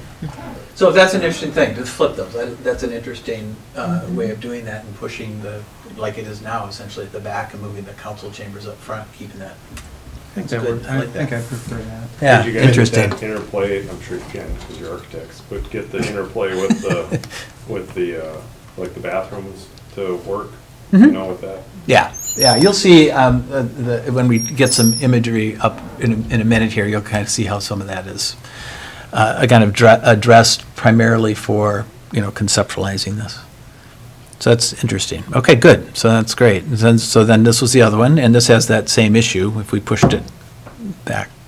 You could literally just still flip those two squares around. Yep. Yeah.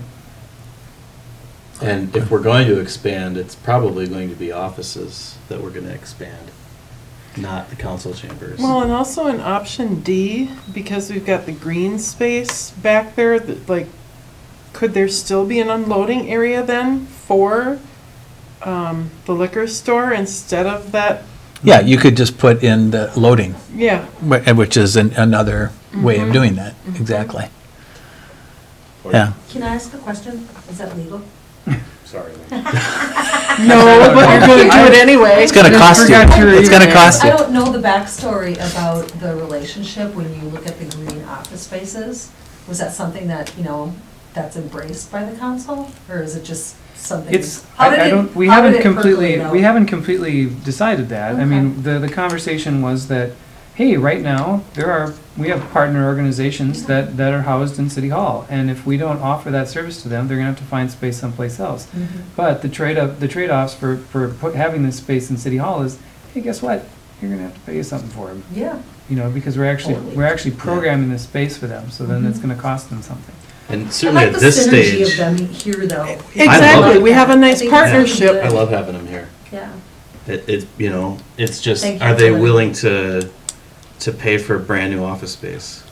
And is that something that meets their needs? Because I think it just be able to offer them an option and to tell them this is what it would cost, this is a good thing for us to do. So, okay, Okay, continue. good. So we have a new idea, which is great. So this is the summer. So let's look at the partner offices, 13, 15, you're currently at about 1,800, so it's not quite as big as the current offices. But it that has. 1,800 is literally counting up all of the strange, weird spaces that we use as offices right now. And putting it into a more efficient. We're trying to put this into, that's the thing, because there's lots of pieces to those numbers. We're trying to keep this. Right. Because there's, like 10 Contiguous. spaces for each one, so it's a bit misleading. It just wanted to show you that the difference between what you have now and Mhm. what, if we looked at D. Doesn't it would say be- 1,090? Yeah. Yeah. Yeah. So they'll have, And again, this is. so they'll have net. more, not less, Yeah. more. And so it's about a Yeah, but 5, it's, gross would be about a 5,000 plus square foot difference. And it would be organized Yeah. actually. That's the. Yeah. Useful way. That's the thing is that, the spaces that we have available for our partner organizations right now are all over the map, like they're just weird spaces. So having them all in one place and increasing the size would be, that's really, So, yeah, and this is all designed with like an 11 by 11 kind of office, which is kind of typical of what we see for, kind of middle to even upper level management Sounds like a type guest things. bedroom in a house. So it's, right, so they aren't overly generous. You can still get a meeting in there, but they're more efficiently laid out. You're talking about all of them or the partner offices? All of them. So right now, this is even designed that even for the city staff, they're 11 by 11. And I know right now you have quite large ones. Yeah. Very large. And so we'll need some help imagining how we would use those spaces. Yep. 'Cause there's definitely things that, even in as much space as I have, because it's organized the way it is, I can't have a meeting with 4 people in my office, So, Right. but it doesn't seem like that should be a really difficult thing to do with an office, to have a small table where we can have a Toss out few those people. file cabinets, Mike. I don't need them. Yeah. So the actually ultimately how you want to do business, with your offices, et cetera. Yeah. Considering what the future is holding and what you want, that's the thing that ultimately you do have to make decisions on. This again is just to make you think about different opportunities. Okay. So next, if we look at kind of imagery, and this is where we talked about a bunch of different ways that might be interesting for the building to look like. And I just pulled out, there's about 5 images here. These are the ones that you guys kind of said, well, interesting. I kind of like them for different reasons. Okay, not that it wanted to look exactly like that. So the first one here is basically that the sign, it was very big and it had that. The idea of it, having color and focused on a certain aspect was of interest to you. This one, even though it's larger scale, the idea of brick and the awnings and the glass to have some sort of kind of presence, but still be more of a smaller town. This one again, kind of about command of the corner, lots of glass, simple materials, brick and wood, and again with some awnings, like things to bring the scale down, being very a friendly kind of street kind of scape. This one, I think people just said seemed kind of fun, that there was some color added to it, so it seemed very inviting. And then another one, this I think just primarily because of the scale and the wood, and again, kind of the simple materials for that. So the next 4 images are what I would call kind of like cartoon images of what you would kind of maybe see in the new kind of building. So what this is, and it is kind of dark here, but this is the First Street elevation. And you can see what we're picking up on is essentially a space for the liquor store, which almost kind of looks like it's a 2-story building, but it provides a kind of a rather tall, typical retail space, which is at least about 18 foot clear nowadays. So in other words, it has that grander kind of space. And with lots of daylight, bringing awnings, you have your entrance in a corner, and maybe you do things that are red or something to bring a lot of attention to it, and then some sort of element at that center that could be lit, and we're thinking even could be glass block or something, so it actually is lit up at different times. So when you're coming down 61 and you're coming down to First, you would see that. When you're coming down Broadway, you would see this in the corner. Maybe there's liquor. Oh, I don't know if that's in compliance with our sign ordinance. Oh, absolutely it is. Yeah. Anyway. So then we do City We can Hall. change the rules. You do get to write them. Then the idea of City Hall coming in as a lower building, you do some sort of element to kind of bring attention to it, have flags or something along the line, so again, people understand that this is a different element from this. We use different materials. Right now, we use a long, dark hallway.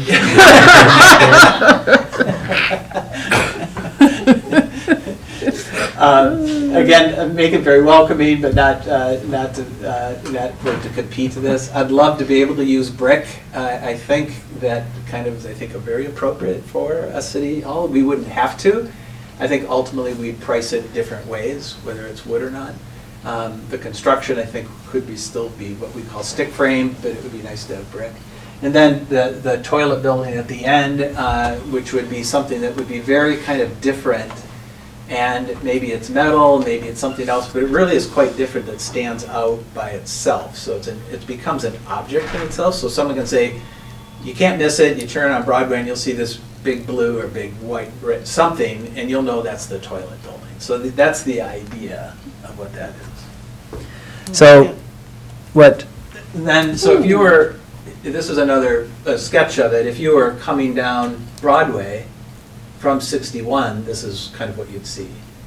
So I don't think you'd see, so this is that entry at the corner, again, some bright, awnings, you'd see City Hall in the distance, and then here it's kind of light blue, but it's the type of thing that would be off in for the distance for that. And of course, it's kind of blue now. So this is Bucks over here, and I forgot what that is. I just think that picture is funny to me because, we're leading on that corner with the big thing that says liquor. I just think that's kind of funny. But, I mean, it's a business, right? Supposed to try and get. Yeah. Well, we could also change it to whatever we name it, and like I said, I think we should go back to Powerhouse. I love that idea, yeah. Yes, this is the Powerhouse, or the Muni, but I think Powerhouse would be better. Right. Powerhouse Liquors. I think it's awesome. I love that idea. So this is if you're coming down first from Bucks, you've got some gas, and you come down, and then you'd see, and this is where you Just tied in. parks right in, and then main entrance, again, all that, and then City Hall's in the back, and that would be kind of that little entrance that you could come off the back and into that. You'd have delivery, and right back here, though, would be, you'd have your trash, and there'd be the generator and stuff like that in there, too, so you'd see that stuff there. And then this is the parking back, and then last is kind of looking at this is a completely different idea, but this is looking at it from kind of the toilet side. Right and again, here. You can see liquor there, you can see and then something, again, I think it would be fun to play with graphics in a way to make it like, you can't miss this, and Well, you can like- have some fun with it. Like what happened Yeah. when the folks that helped us out with the There's a seagull on bathrooms the did. There's a seagull seagull, painted right. on them now, yes, Yeah. and it's So- it's hilarious. People love it. Yeah, so you could do that in a different way and just kind of keep that same theme going, but make it so it's something, and I would make this really kind of fun and stand out, and this a little bit more background, but really make that kind of a fun thing. I would churn the entrance, so you probably could get off Broadway as opposed to around the front, just so it's more when you're walking on the street, you don't feel like you're walking around the corner to get in, and then that keeps these two kind of connected. With invisibility.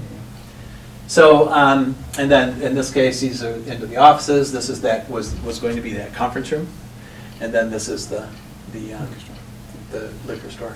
And of course, as much glass as possible. These, a number of them could be what we call transoms, so you could still put tall, shelves against them. But the idea of walking along here and feeling like it's glass, so you feel like it's part of you don't feel like you're being shuttered out from that, I think is an important thing to do in terms of making it more pedestrian friendly, which I know is one of your main goals. So back through those real quickly one more time. So these are kind of straight on elevations, kind of looking straight at them.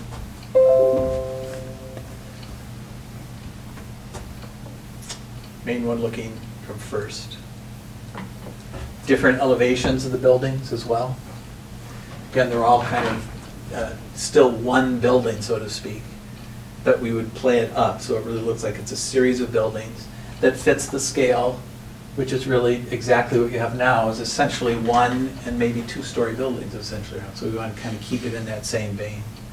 I like the idea of this being a little bit taller, again, because that's very typical of retail nowadays, and I think that's going to make the space feel a lot bigger, even though it's, in terms of the size, and it'll make it be very compatible, I think, with what you see in very successful kind of liquor stores and other retail environments. Like a Total Wines or something like that. So, I love it. okay. Yeah, it's cool.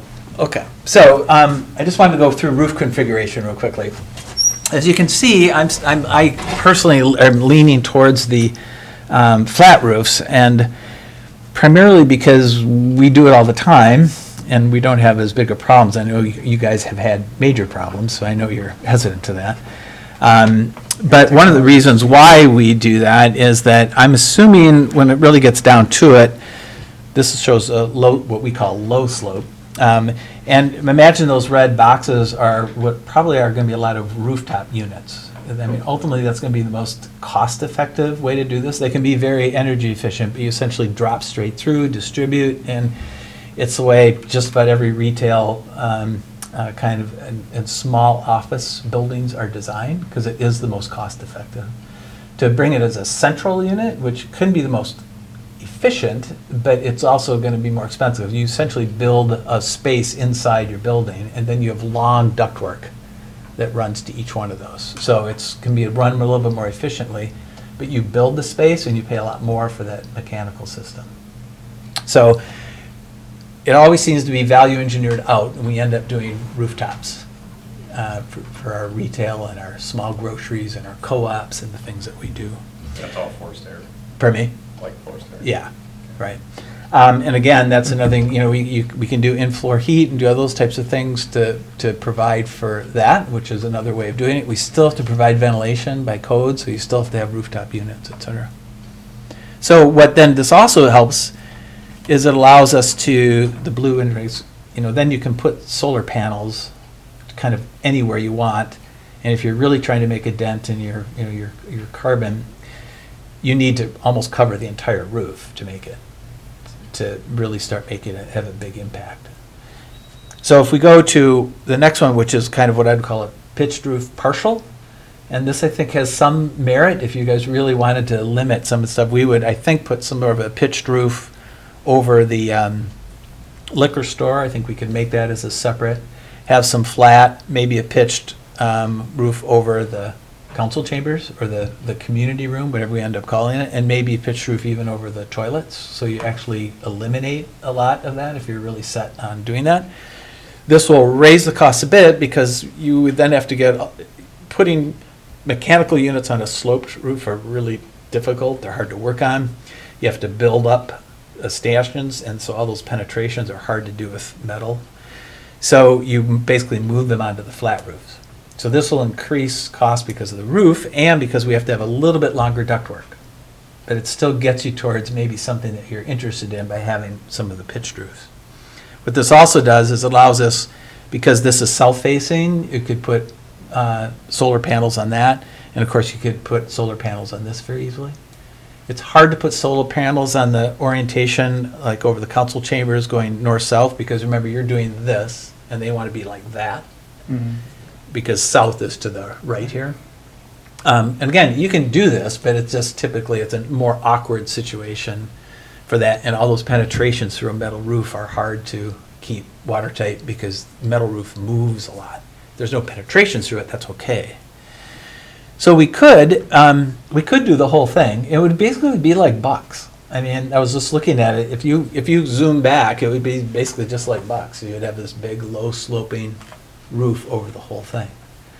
But because of I'm hesitant to do this primarily because we would almost certainly have to then want to put an internal kind of mechanical system. We don't want to be walking on the roof to service lots of different things on a metal roof. First of all, that can be dangerous.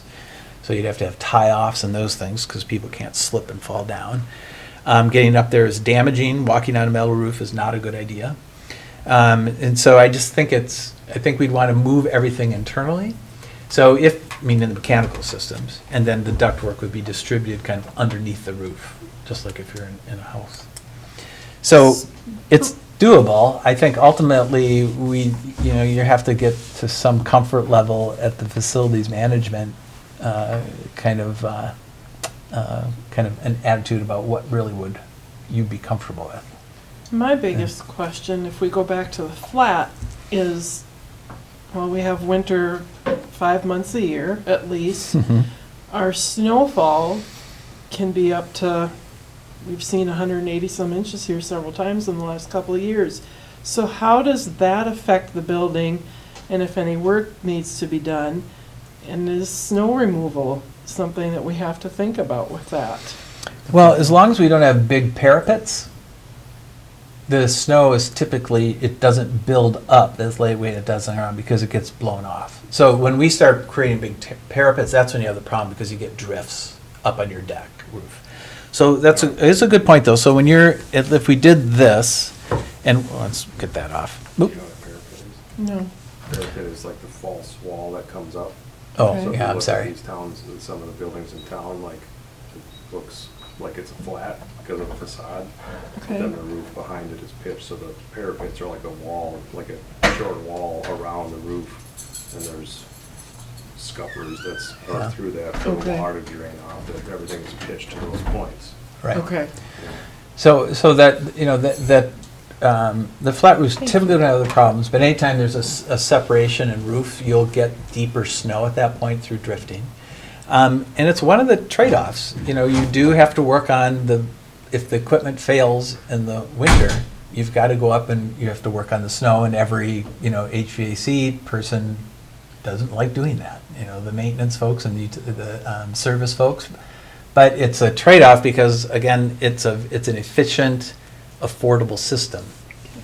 So it's a trade-off. Like I said, having everything internal, so you can work everything inside, but it costs more to It'd be a do. little easier to pitch to our staff now because everything will be new and they won't have to work on it for a little while. Yeah. Be under warranty. Who's close to retirement. And if, you know, for me, efficiency is a big concern. I like the flat roof because of the potential to put PV on it, Mhm. et cetera. And, you know, the panels that, and just for everybody's knowledge, the panels that are on the co-op roof are not anchored to the roof. They're just ballasted. Right. Because that's a flat roof and they can all just sit there. So that kind of a system is something that can be added to, can be moved around, can be reconfigured, all that stuff really quite easily without putting a single hole in the roof. Yeah. Which I think is, like, that's really cool, like a really smart idea. As far as the efficiency of those rooftop units, like, I'm pretty interested in pushing for the most efficient stuff we can get. Mm-hmm. You know, to keep the expenses of operating City Hall low. Right. Because, well, the way I look at it, the reality of us building this building is that it will never cost us less to build this building than it will now. Mm-hmm. And so I would rather spend a little bit more money to make sure that the expense of us operating this building is as low as we can possibly do it, Mhm. because that way we'll be saving the money in the long term. We're going to be here for a while. Right. That kind of a situation. Yeah, so I think, you know, again, balancing that with the, you know, the cost of that, to how far you push that can raise the first cost significantly to really push it. I think building a good thermal envelope and making it tight with good quality windows and that is important. I think the decision about the system that's selected, whether it's internal or rooftop, will be a driver in terms of, and you can study it at that point about what the return on investment would be. Okay. And then the idea of what you would need to do to get the building to what we call, you know, like net zero ready or whatever. So once you added solar panels, you could almost be down to essentially net zero, which is, you know, no energy required other than that's generated on site. Right. Has LHB done any work with LEED certified buildings? Yes, we have, yeah. Our space is LEED Platinum. We designed a bunch of stuff that are gold and LEED. We did the first well, first well registered certified, which is more to do with health and wellness as opposed to energy efficiency, but we've done that. So we're very well versed in that. I'd say we're actually one of the leaders in the state and region on that. Rick Carter, our CEO, is known throughout the state and even through kind of, I'd say, even like country, nationally, for his leadership on environmental stuff. He did the sustainable cities stuff. I think that you guys, the sustainable initiatives that you guys are working on, are part of, about your collecting your data. I think that was all actually spearheaded by LHB and led by Rick Carter in conjunction with the state. Cool. So we're Well, well into so that. make that note. We're interested in efficiency. Yeah. I know. Okay, so again, you're not making decisions today necessarily on exactly what you want to build, but it's something to consider, I think, in terms of, is it really the pitched roof really going to gain you that much more and then what you're thinking, and if it limits other things. So it's going to be it won't be a straightforward answer. In terms of schedule, we're getting down close to the end here. We just assumed, let's say you wanted to start construction in 2021, which would be the soonest you might start. And I think you can see from this, you need to start designing soon in terms of getting into the next phase. We also kind of assumed that you'd want to bid it in January, basically a year from now. So this is a good time to bid. You know, you could push that out too, so you wouldn't really have to start right away. But we just wanted to show kind of a typical kind of construction process from design through construction, start through construction, if you were actually going to start in spring of 2021. You'd have to make some decisions soon on how that would go together for you. So that's obviously a discussion that you'll have internally, workshops or whatever, about what really you can work with or not. You have questions? You're looking at, I can tell you're doing some. Hundreds of questions. Oh, do you want to ask them now? No, Oh, this okay. isn't the place or time. Okay. This is good information. Okay. Okay, so then the cost summary, and so at this point, I was just telling Mike and Kim at the beginning, we're going to have McGough, who worked on the Public Works facility. yeah, kind of put some numbers together and have their look at it. So you'll be getting, you know, kind of the contractor's view of what this might cost along with similars. So what I'm going to show you are just some numbers. We kind of are giving you what we'll call bookends, what we think is probably kind of the lower end to what the higher end might be. And what we did is, for this case, we actually priced version C. That was the kind of the in-between one. And that's a big one. That was Not the 17. biggest. It's not the No. biggest, but it was 17. The biggest of the ones we showed Yeah, today. exactly. 17,300 gross square Exactly. feet. Right, Yep. okay. Council So- chamber seats 92, 34 parking spaces. How's that? Okay, now we Take know it what you you're know. Got some interested in. info. Right, okay. So, what, you can see, everyone's gonna be bottom line people. If you go down to the bottom line, you can see what the potential cost would be. Basically, Not that's really. 17,300. And then we're thinking it's about probably 265 at the low end to 327. Is that what we said? 327 at the high end. That's spread out over the whole building. So it's a $4.5 to $5.5 million kind of construction. So up above that, you can see the numbers that were kind of applied to it, the different spaces. So we just didn't pick a number out of the and then apply it to the whole thing. Because some of the spaces are going to be more expensive than Yeah. others. And so you can see, like, toilets are very expensive. It's $400 to $500 a square foot, and everyone doesn't believe that, but they're always come in at that rate. It's having. I hesitate to say that we can build it for less. There might be some that could be. It might be able to be built for less, but what this shows you is that, you know, if it is it a 4 to 6 million? It's not going to be a $2.5 million project, I don't think. What is the high number on that? 5? 5.6. 5.65? Yeah. So what I would suggest that with this is, just so you can kind of lose sleep about it for a while, is that I just wanted to show you these kind of bookends. And then McGough will come back and give us numbers based on what we've shown them. We can do C if you like, or we could do the one that didn't have the big other conference room, which would be the D version. Makes it a little bit smaller. Or just for comparison, to price this one so you can see, you know, what the middle of the road kind of design would be. Well, we can, in theory, we could extrapolate the cost of D Yes. from what you've got Yeah. written down here. Yeah.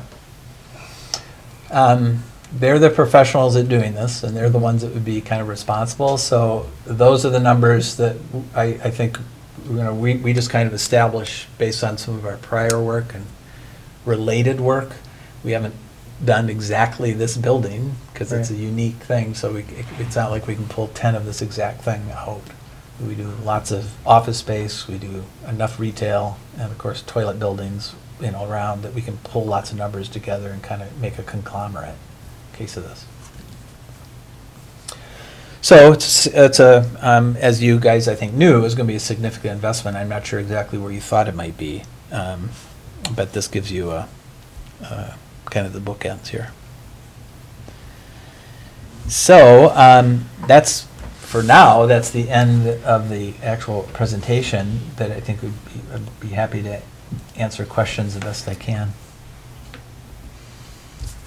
Well, I liked some of the comments that were made about having City Hall be out front.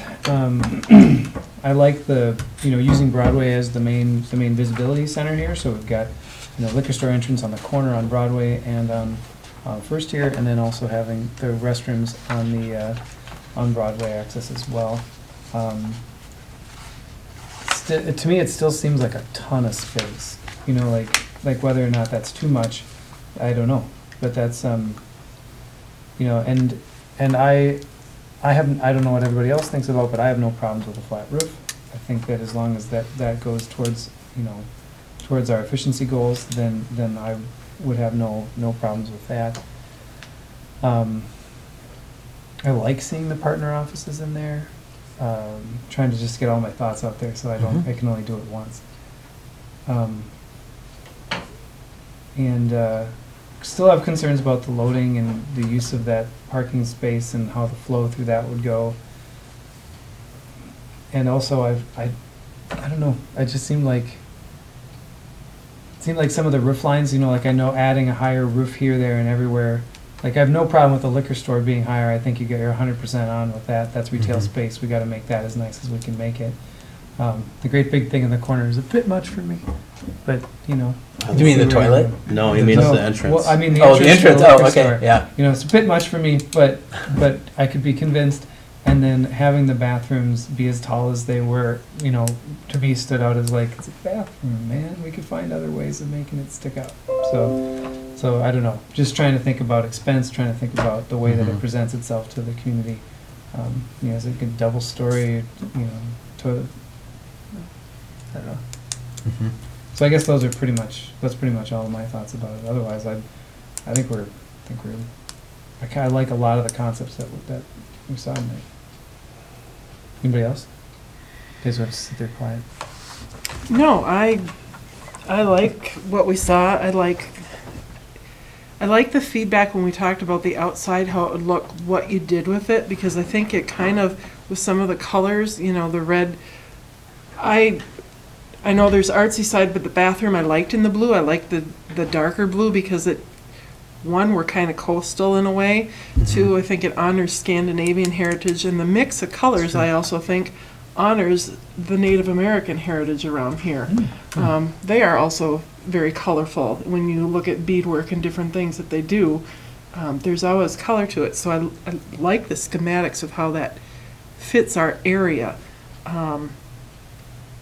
I also like that we have a lot of windows, because I think that there's some capabilities there to use those also, not only for retail space, but whether we move into an electronic board where something ticks across or down, or art is displayed, or it's informational, or there's so many different things that can be used, those can be used for, that I like the window space. I like the square footage for the liquor store. Yes, if we could scale down the bathrooms or the height a little bit, but I do like the definition, because we talked about that as defining them. Even though it's one building, can we make them look separate? And I think that did it very nicely, accomplish that goal. So I'm really excited with this. Moving into 2021, I don't know financially, numbers-wise, how the planning works. Part of me goes, oh, we're doing the highway project, but it's kind of like, you know what? Let's just get it all done and be done with it. So in town, because we'd have the DNR stuff going on potentially, we could have this, we could have that. I know it's a lot, but I'd rather see it all conglomerate in 2 years' time than spreading it across 5. But that's me. I'm kind of, let's do one and done and then move on. Well, I think that way too, but I also think we're gonna grind ourselves into dust trying to get it done that fast. Yeah. And But I still think what you think, like, why would we want to do this 5 years in a row if we can do it 2 years in a row instead? Yeah. So great stuff there, Bruce. I appreciate you and how you went through the beginning and said, here's where we kind of were. That really helped. So thank you. Thank you. Yeah. Anton? That was great. Really? Yeah, I Says the don't, builder. yeah, no, I don't have any problem with flat roofs. I mean, all I could think about when I looked at that last final giant shed, or giant pitch roof, was like just snow shedding onto the sidewalks and onto the backside. It's just like, and coming from, you kind of lose some ability to do the parapet differences in heights to bring the scales, change the scales on things. Mm-hmm. And that, it just kind of makes it this big, like, warehouse, I don't like that. So I think the concept is good. There's no problem with flat roofs if they're done right, and modern things can make it if Technology. they're done Yeah. right. Well, then, moving forward,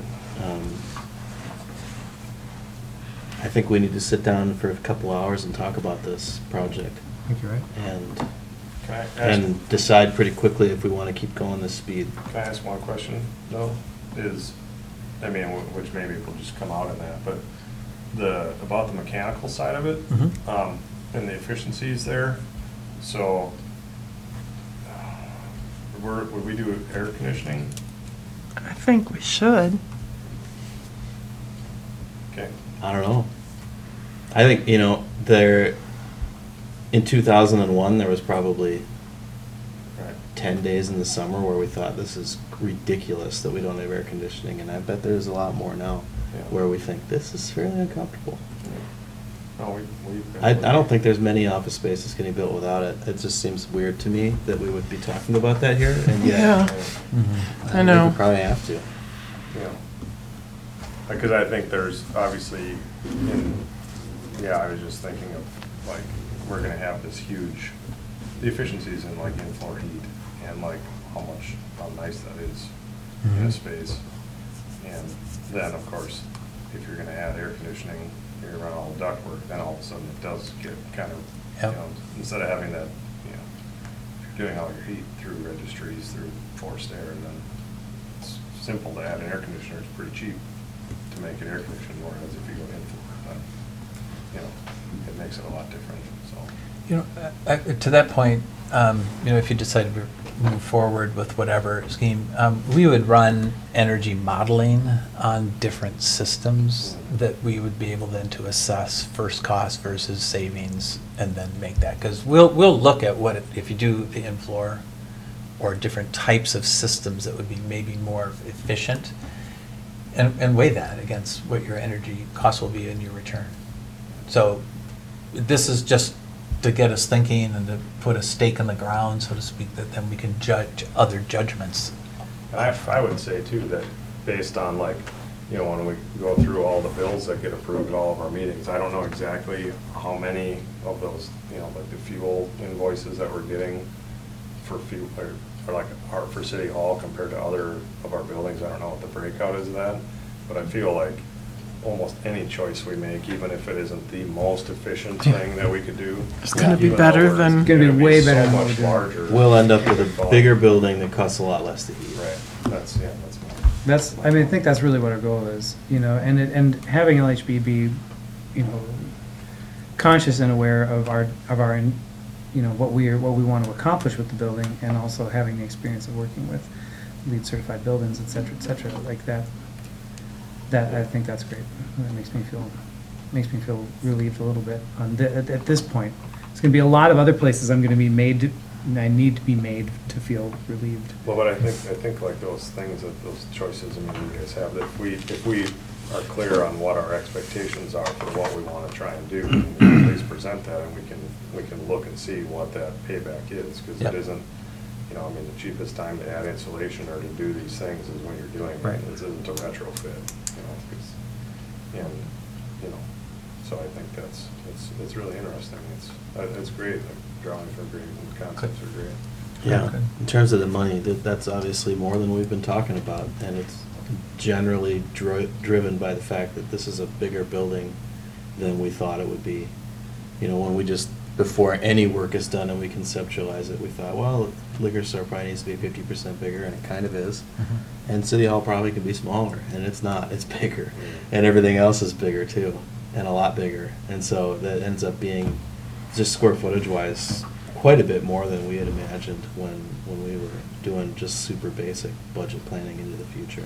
Okay, so if we have like a work session where we can talk through some things, is that something that we should have as a group, or is it something where Bruce or somebody else could be involved, just to like, if we say like, well, what if we, I mean. I think it'd be great to have you come if you would If we be could I willing. think that's the best. If we could sit down, you know, not to like reinvent it, but to, you know, like, okay, here we can, you know, what if we shrink this down to 70 people instead of 90 people? Or what if, you know, what if we tweak these little things? Because, you know, I mean, I'll go with the high end at 365 a square foot, right?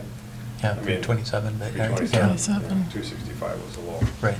Which I think those numbers seem right on. I mean, like, it's not made up, you know, like, those, I think,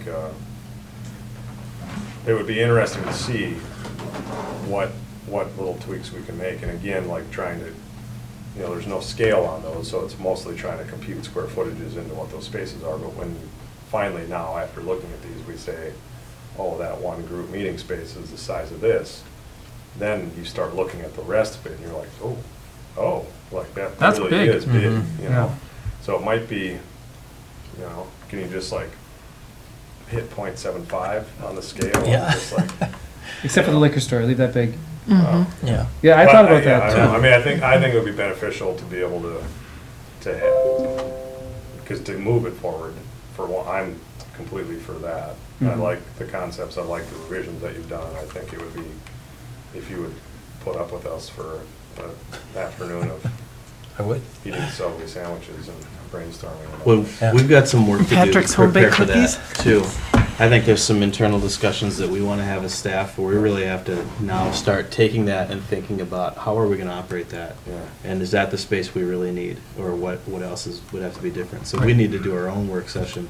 We also need to really explore with our partners what this means. Their interest, Like, because that's a huge part of it. I don't want to spend another, 20 hours working on partner space when now we know what the price is going to be, and do they have an appetite for that? Do they want to come to do this with us?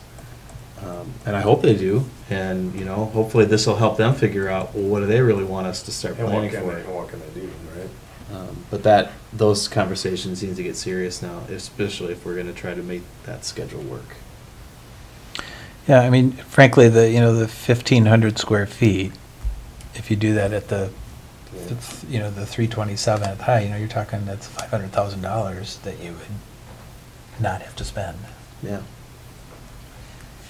And then how do you put number to that in terms of the rent that makes sense for them and for you guys too? I mean, I know you're not in the business of being landlords, but you have to. Pay We it kind of off. are. He's not very good at it, but. It's only $35,000 a month. Okay. Oh, geez, okay. So the other thing that I think is, and you guys are probably aware of this, but we haven't talked about it, and it's not really in our bailiwick to figure out, but, the idea of where does the liquor store go while this is being constructed? And there's a cost associated with that, and I don't really know what that is. Jim mentioned that quite a bit, and I think that probably needs to be explored and make sure that's understood, obviously for this, and maybe that's what you're talking about, is how you get that piece figured out. That's part of it, yeah. That, we didn't look at all at the idea that you talked about in October, that we would try to reuse some of this building and stay in it. Yeah, and I think, that would just make the building more expensive to build, Yeah. is one thing. So, and I think the idea of doing something creative in a way, on-site or just off-site or something like that, really might be a better thing to do, is just, again, not unlike what the Linda and Jim were talking about, kind of making it fun for a year. Just kind of a funky, fun thing that is different. Could put it at the library. That's a great idea. Right next to Como on that corner lot that Craig owns, we could Just put a pop-up there. rent He'd let us and- use it, wouldn't he? Yep, rent it or put some sort of pop-up liquor store there. Be right on the highway. That's when we'd have to start calling it Powerhouse, and then we could just take the name with us. There we go. Powerhouse is a great name. Mm-hmm. It really is. That has staying power. I think we're gonna probably see that in the next design. You have to Well, make a I would- taller sign though. Well, maybe, Yeah, 'cause Jay wanted it taller, I think. We will, I thought that's what I heard. 32. we'll connect with you all to schedule Yeah, let's sometime do in that. February That sounds good. to sit down and really dig into this some more. Great. Okay. Well, I'm for sure gonna be back up in early March, so if we could somehow coordinate that, that would be even better. But Okay. maybe that's not, maybe that's does too that long fit out. a You guys, timeline? whatever, yeah, Oh. I'm not sure what your guys Oh, have well, your we need to timelines, meet but- Mindy Let's talk again. more about that idea. Okay. See if we can make it work. Okay. Cool. That'd be good. great.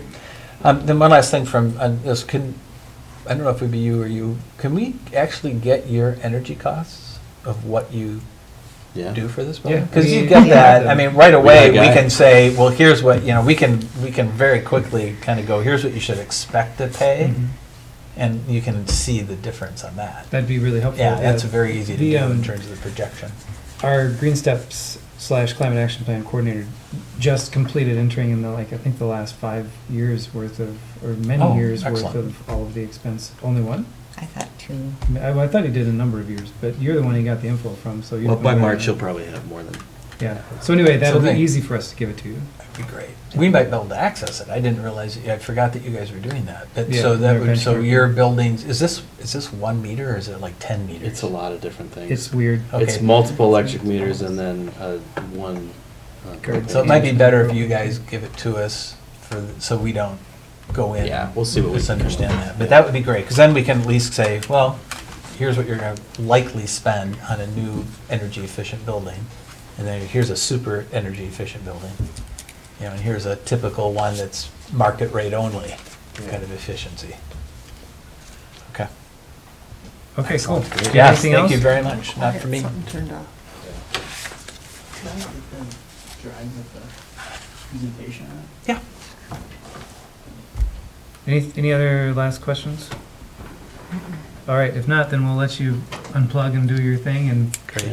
then we're gonna move on. So we've Okay, got some other thank you. stuff to Thank you handle. very much. Yeah. You're welcome. Thanks for having me. All right, so in your packet, there is the application from John Brooks for the library board. He indicated that he would be interested in serving a second term, and I think that there was a bit of a misunderstanding about the practice that we usually do for incumbent board members, which is basically, since we already have an application for them and they've already served for a period, that they are generally accepted if they indicate that they would like to serve a second term, which he did. So, And my point isn't that, if they want it, you have to give it to them. You, of course, get to make whatever decision you want about who's on the boards. That's yours.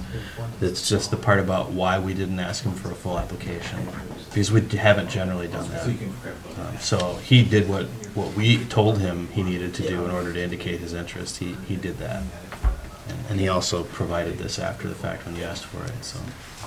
yep. And I can vouch for John that he's a dedicated board member and served as secretary for the past year.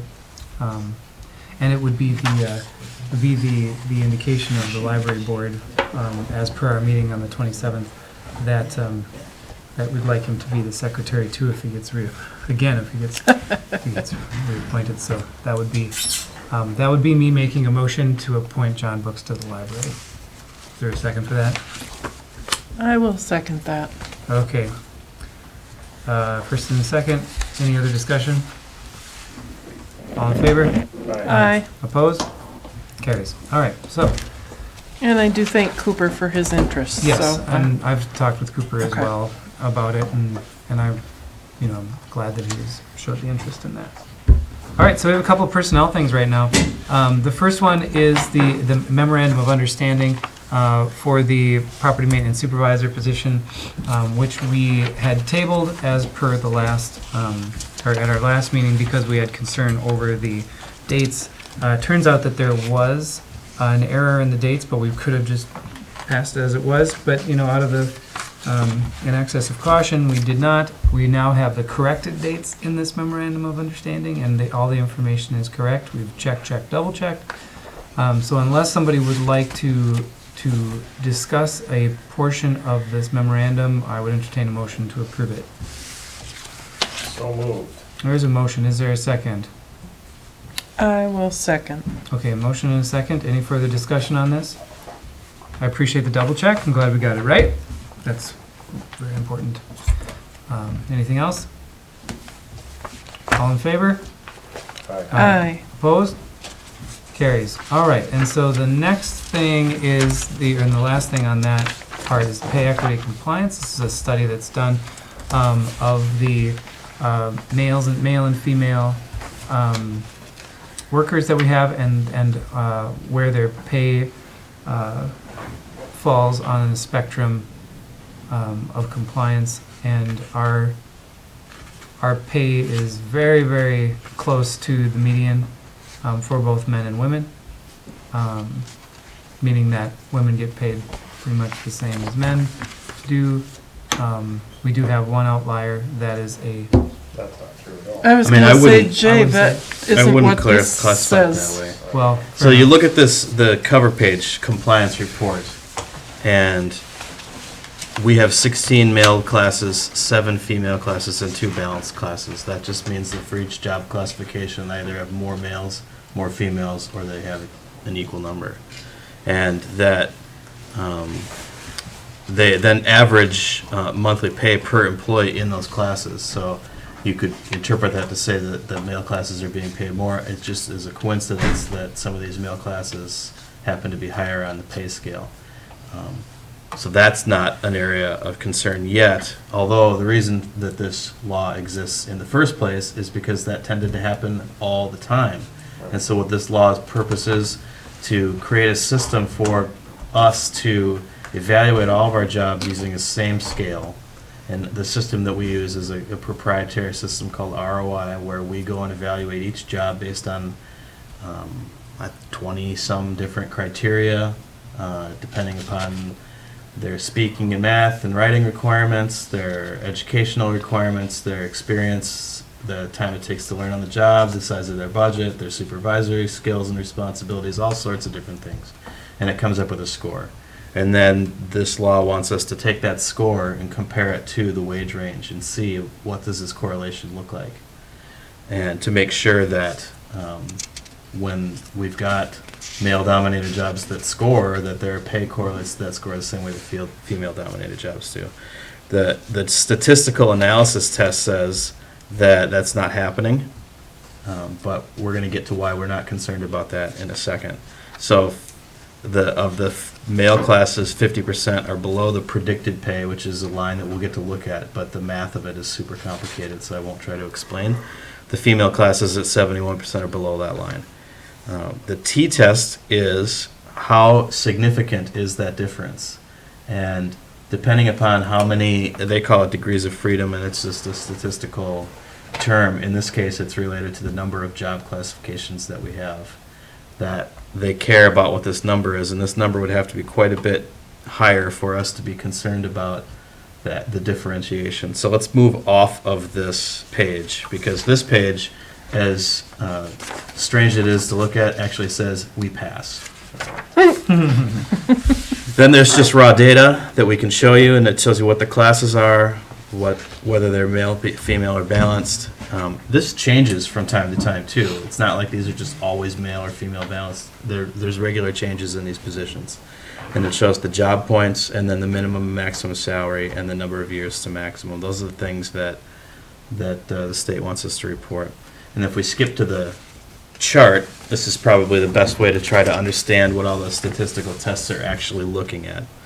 And we can explain this pretty easily. If you look at this, almost all of those shapes are on a straight regression line, because it is our goal when we designed the pay system and when we negotiate pay with the union to get all of our jobs on that straight regression line, because that is how we ensure that when we get to that degrees of freedom t-test that we're going to pass statistically. It's saying, yeah, some of these are above or below the line, but not enough for us to care about. And I think this graph really just demonstrates that our pay and points correlate almost linearly. Where they don't the one that's between 80 and 120, you can see a blue diamond that's a little bit above the line. That's a job that was one of the jobs that was paid more than the points suggested it ought to be, and it used to be quite a bit more off the line than that. And we've worked through negotiations to get that closer to the line. What that means is that job got lower wage adjustments than some of the other jobs did for a number of years.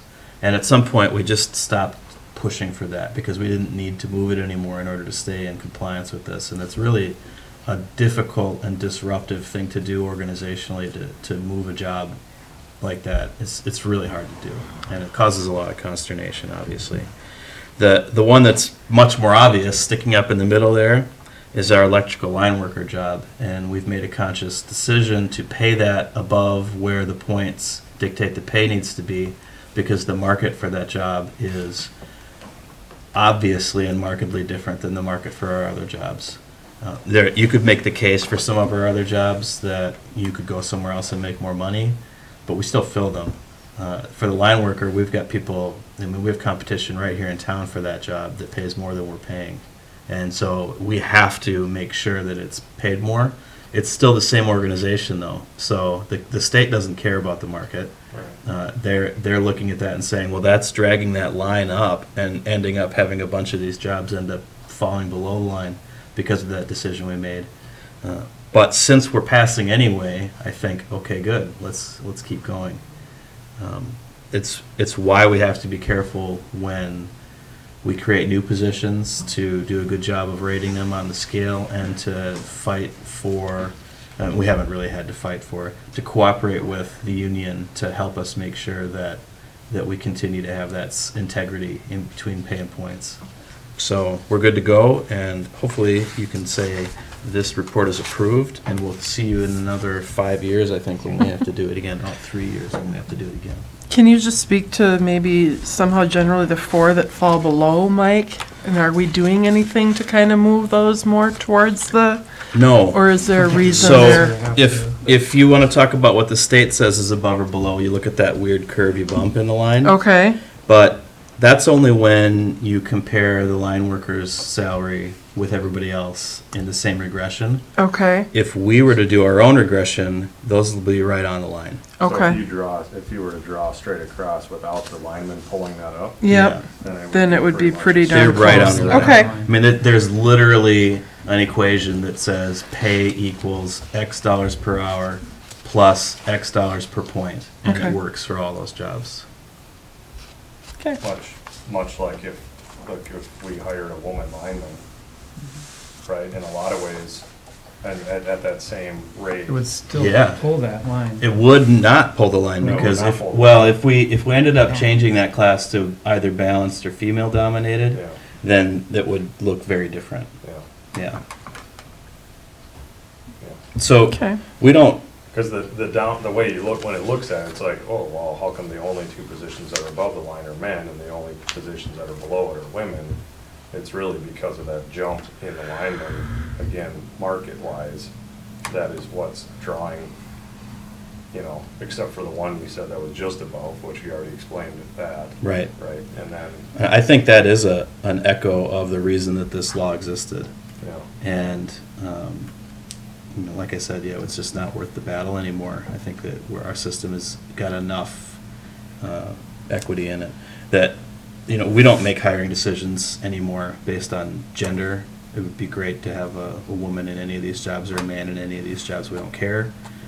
But the fact is that line worker position is still a male-dominated job market-wide. And so we're probably going to end up in this spot where we have to be super diligent about the rest of them because we know that we're going to fail this test because that line's going to get a hump in the middle of it. And we have to make sure that everything else is statistically right there. so in theory, I guess, because as points move along in review process,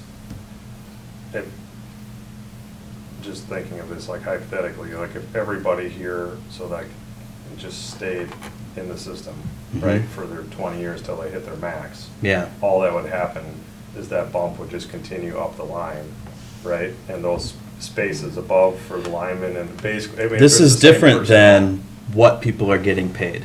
And so that, back to the table, there is a minimum and a maximum salary, and what this is graphing is just the, I think, just the maximum salary out of Okay, that that's table. Oh, that's the maximum, so that wouldn't Yeah. affect. That is. And then what they're checking is, all right, well, are you paying everybody in that range, or are there people outside of that range? Sure. And we don't have people outside of that range.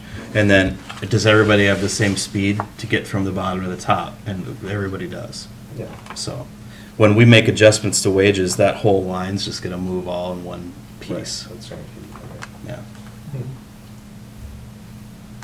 So, any further questions, or else a motion to approve the pay equity compliance report?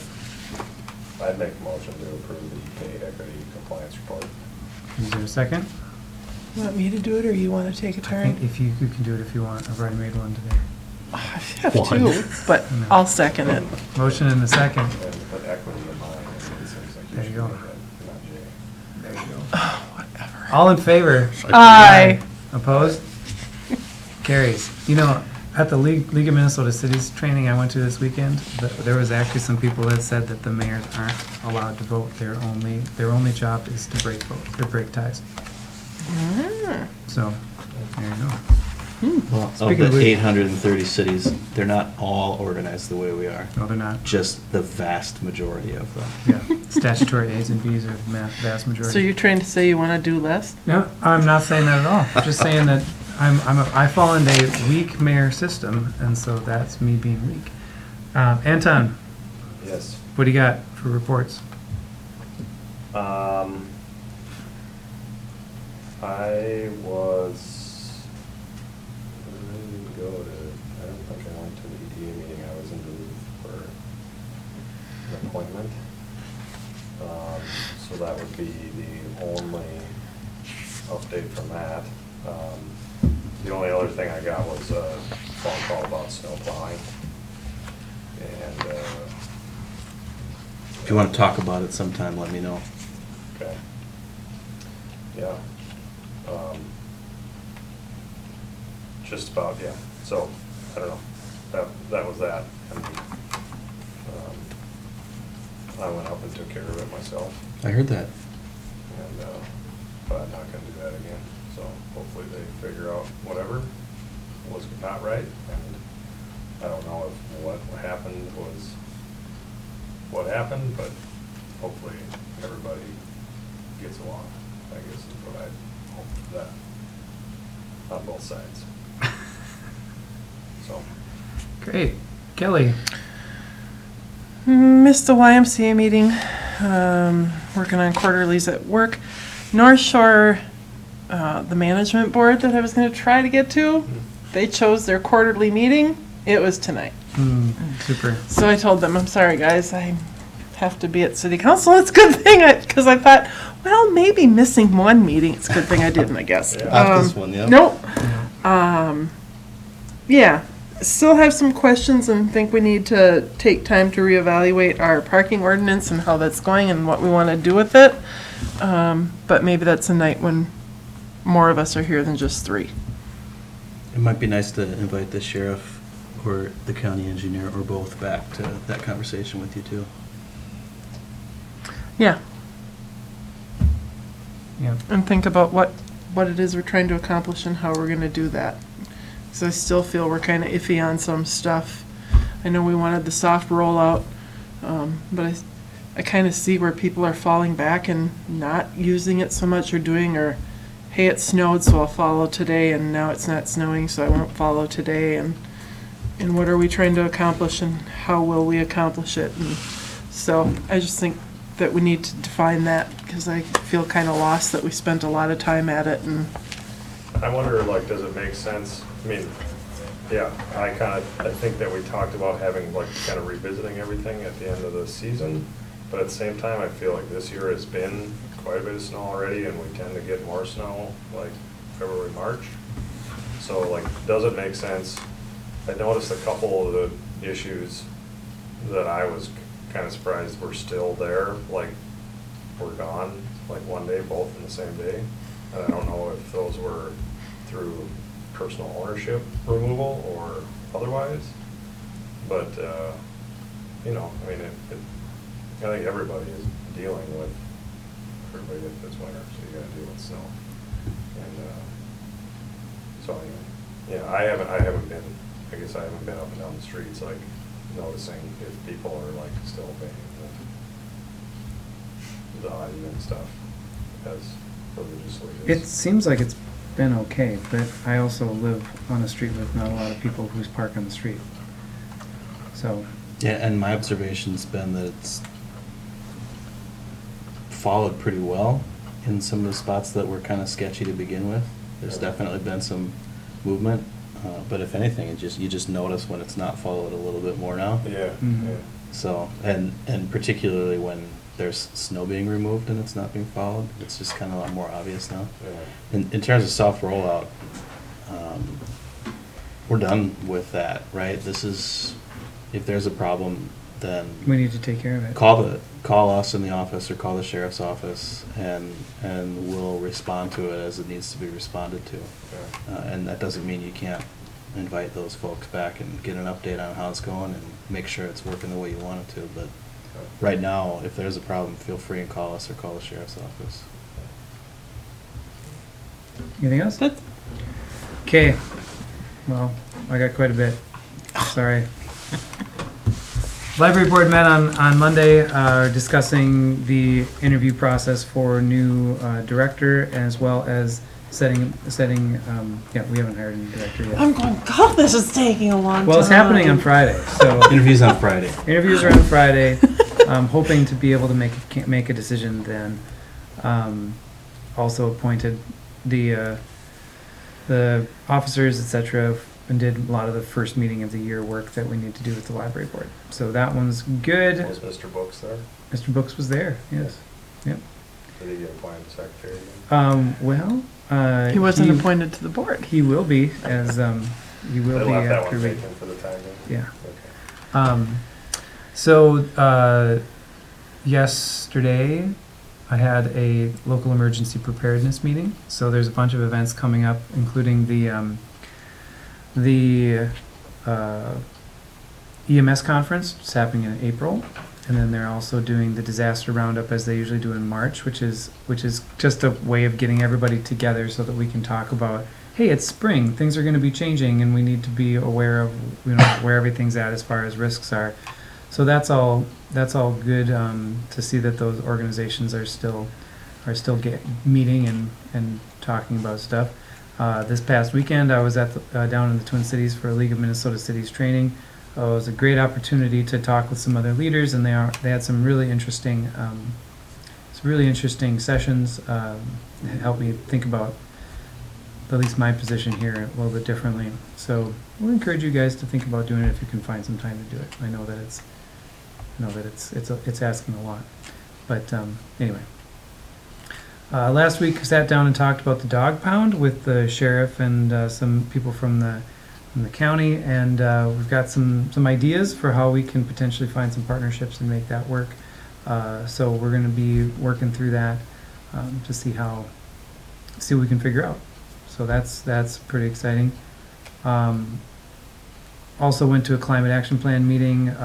This was the climate action plan steering committee kind of folks. And so we're trying to get some ideas about implementation concepts. So benchmarking is the big one that we lead with, and that's basically figuring out what our baseline numbers are for what we use, what the carbon that we produce. I went to a downtown business coalition meeting, which was pretty much what was presented to us here. I went up to Grand Portage and met with 3 members of the tribal council this past week and discussed with them ways that we could potentially partner or ways that we could improve the relationship between Grand Portage and Grand Marais. Got some really great feedback from them. I will be hopefully going up to meet with them again shortly. Violence Prevention Center had a leadership change. They're still planning on offering all the same services that they have offered in the past, and even possibly expand to some new ones. So that's the organization's in a very good place. They offer some really important stuff for our services for our community. So I'm very glad that they're there. This is kind of just a piece of information. I worked with the Art Colony when I went and walked around and measured some streets and stuff to try and figure out some space that the Art Colony could use for potentially use possibilities for the Art Fest 2021. They're thinking ahead for that because Wisconsin Street's going to be the main way through. So downtown's going to be really congested. So they are going to be thinking about that for 2021. We'll have a plan made that has the approval of all of the businesses that they would possibly impact. Oh, to potentially move the to location of move it, the kind of? location of it. They really want to keep it in Grand Marais, and I think that it's in our best interest to keep it in Grand Marais as well. Can they take over the postcard station? Postcard point? It's probably too windy out there. I kind of None of the artists want to put their tents I up remember there. the one, you just watch all of them, so blah, Yeah. CCLEP reported that they had they got a grant, a 3-year grant, $25K a year for 3 years to do 3 things in the community. One is working with Arrowhead Electric and the PUC to develop a large-scale solar/solar storage project, which is pretty cool. Number 2, to accelerate the investment in rooftop solar around Cook County. So this is the entire Cook County area. And then the 3rd is to try and recruit some more solar workforce training opportunities up here and to have some more electricians that know how to install solar up here. Because right now, I think that all of the solar installations that happen in the county are outsourced to people who don't live here. So that's going to be a pretty interesting thing to see. You can bring that industry closer to home, which I think is a good idea. And then Can they work to increase our sunny days too? every time I'll ask for that. And then I've also gotten quite a few messages about different concerns for snow plowing and snow clearing, what the city's responsibility is. And so we'll have to, as we keep working through this, we'll have to revisit the pedestrian plan and figure out what we need to prioritize for using our limited, street property maintenance guys' time for. So that's what I had. It's quite a bit, but there you go. Anything? No, nothing? Nothing? Not even something? Nothing? Patrick?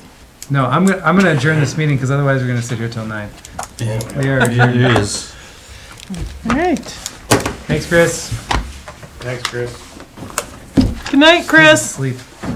He's off. He left us. We lost him. Probably a long not. time ago. Probably not. Who knows? He doesn't do that. This talking is just to get an error when you switch back. Thanks for sitting through all that stuff, guys. It's great conversations. Yeah. Pretty exciting stuff. Right on.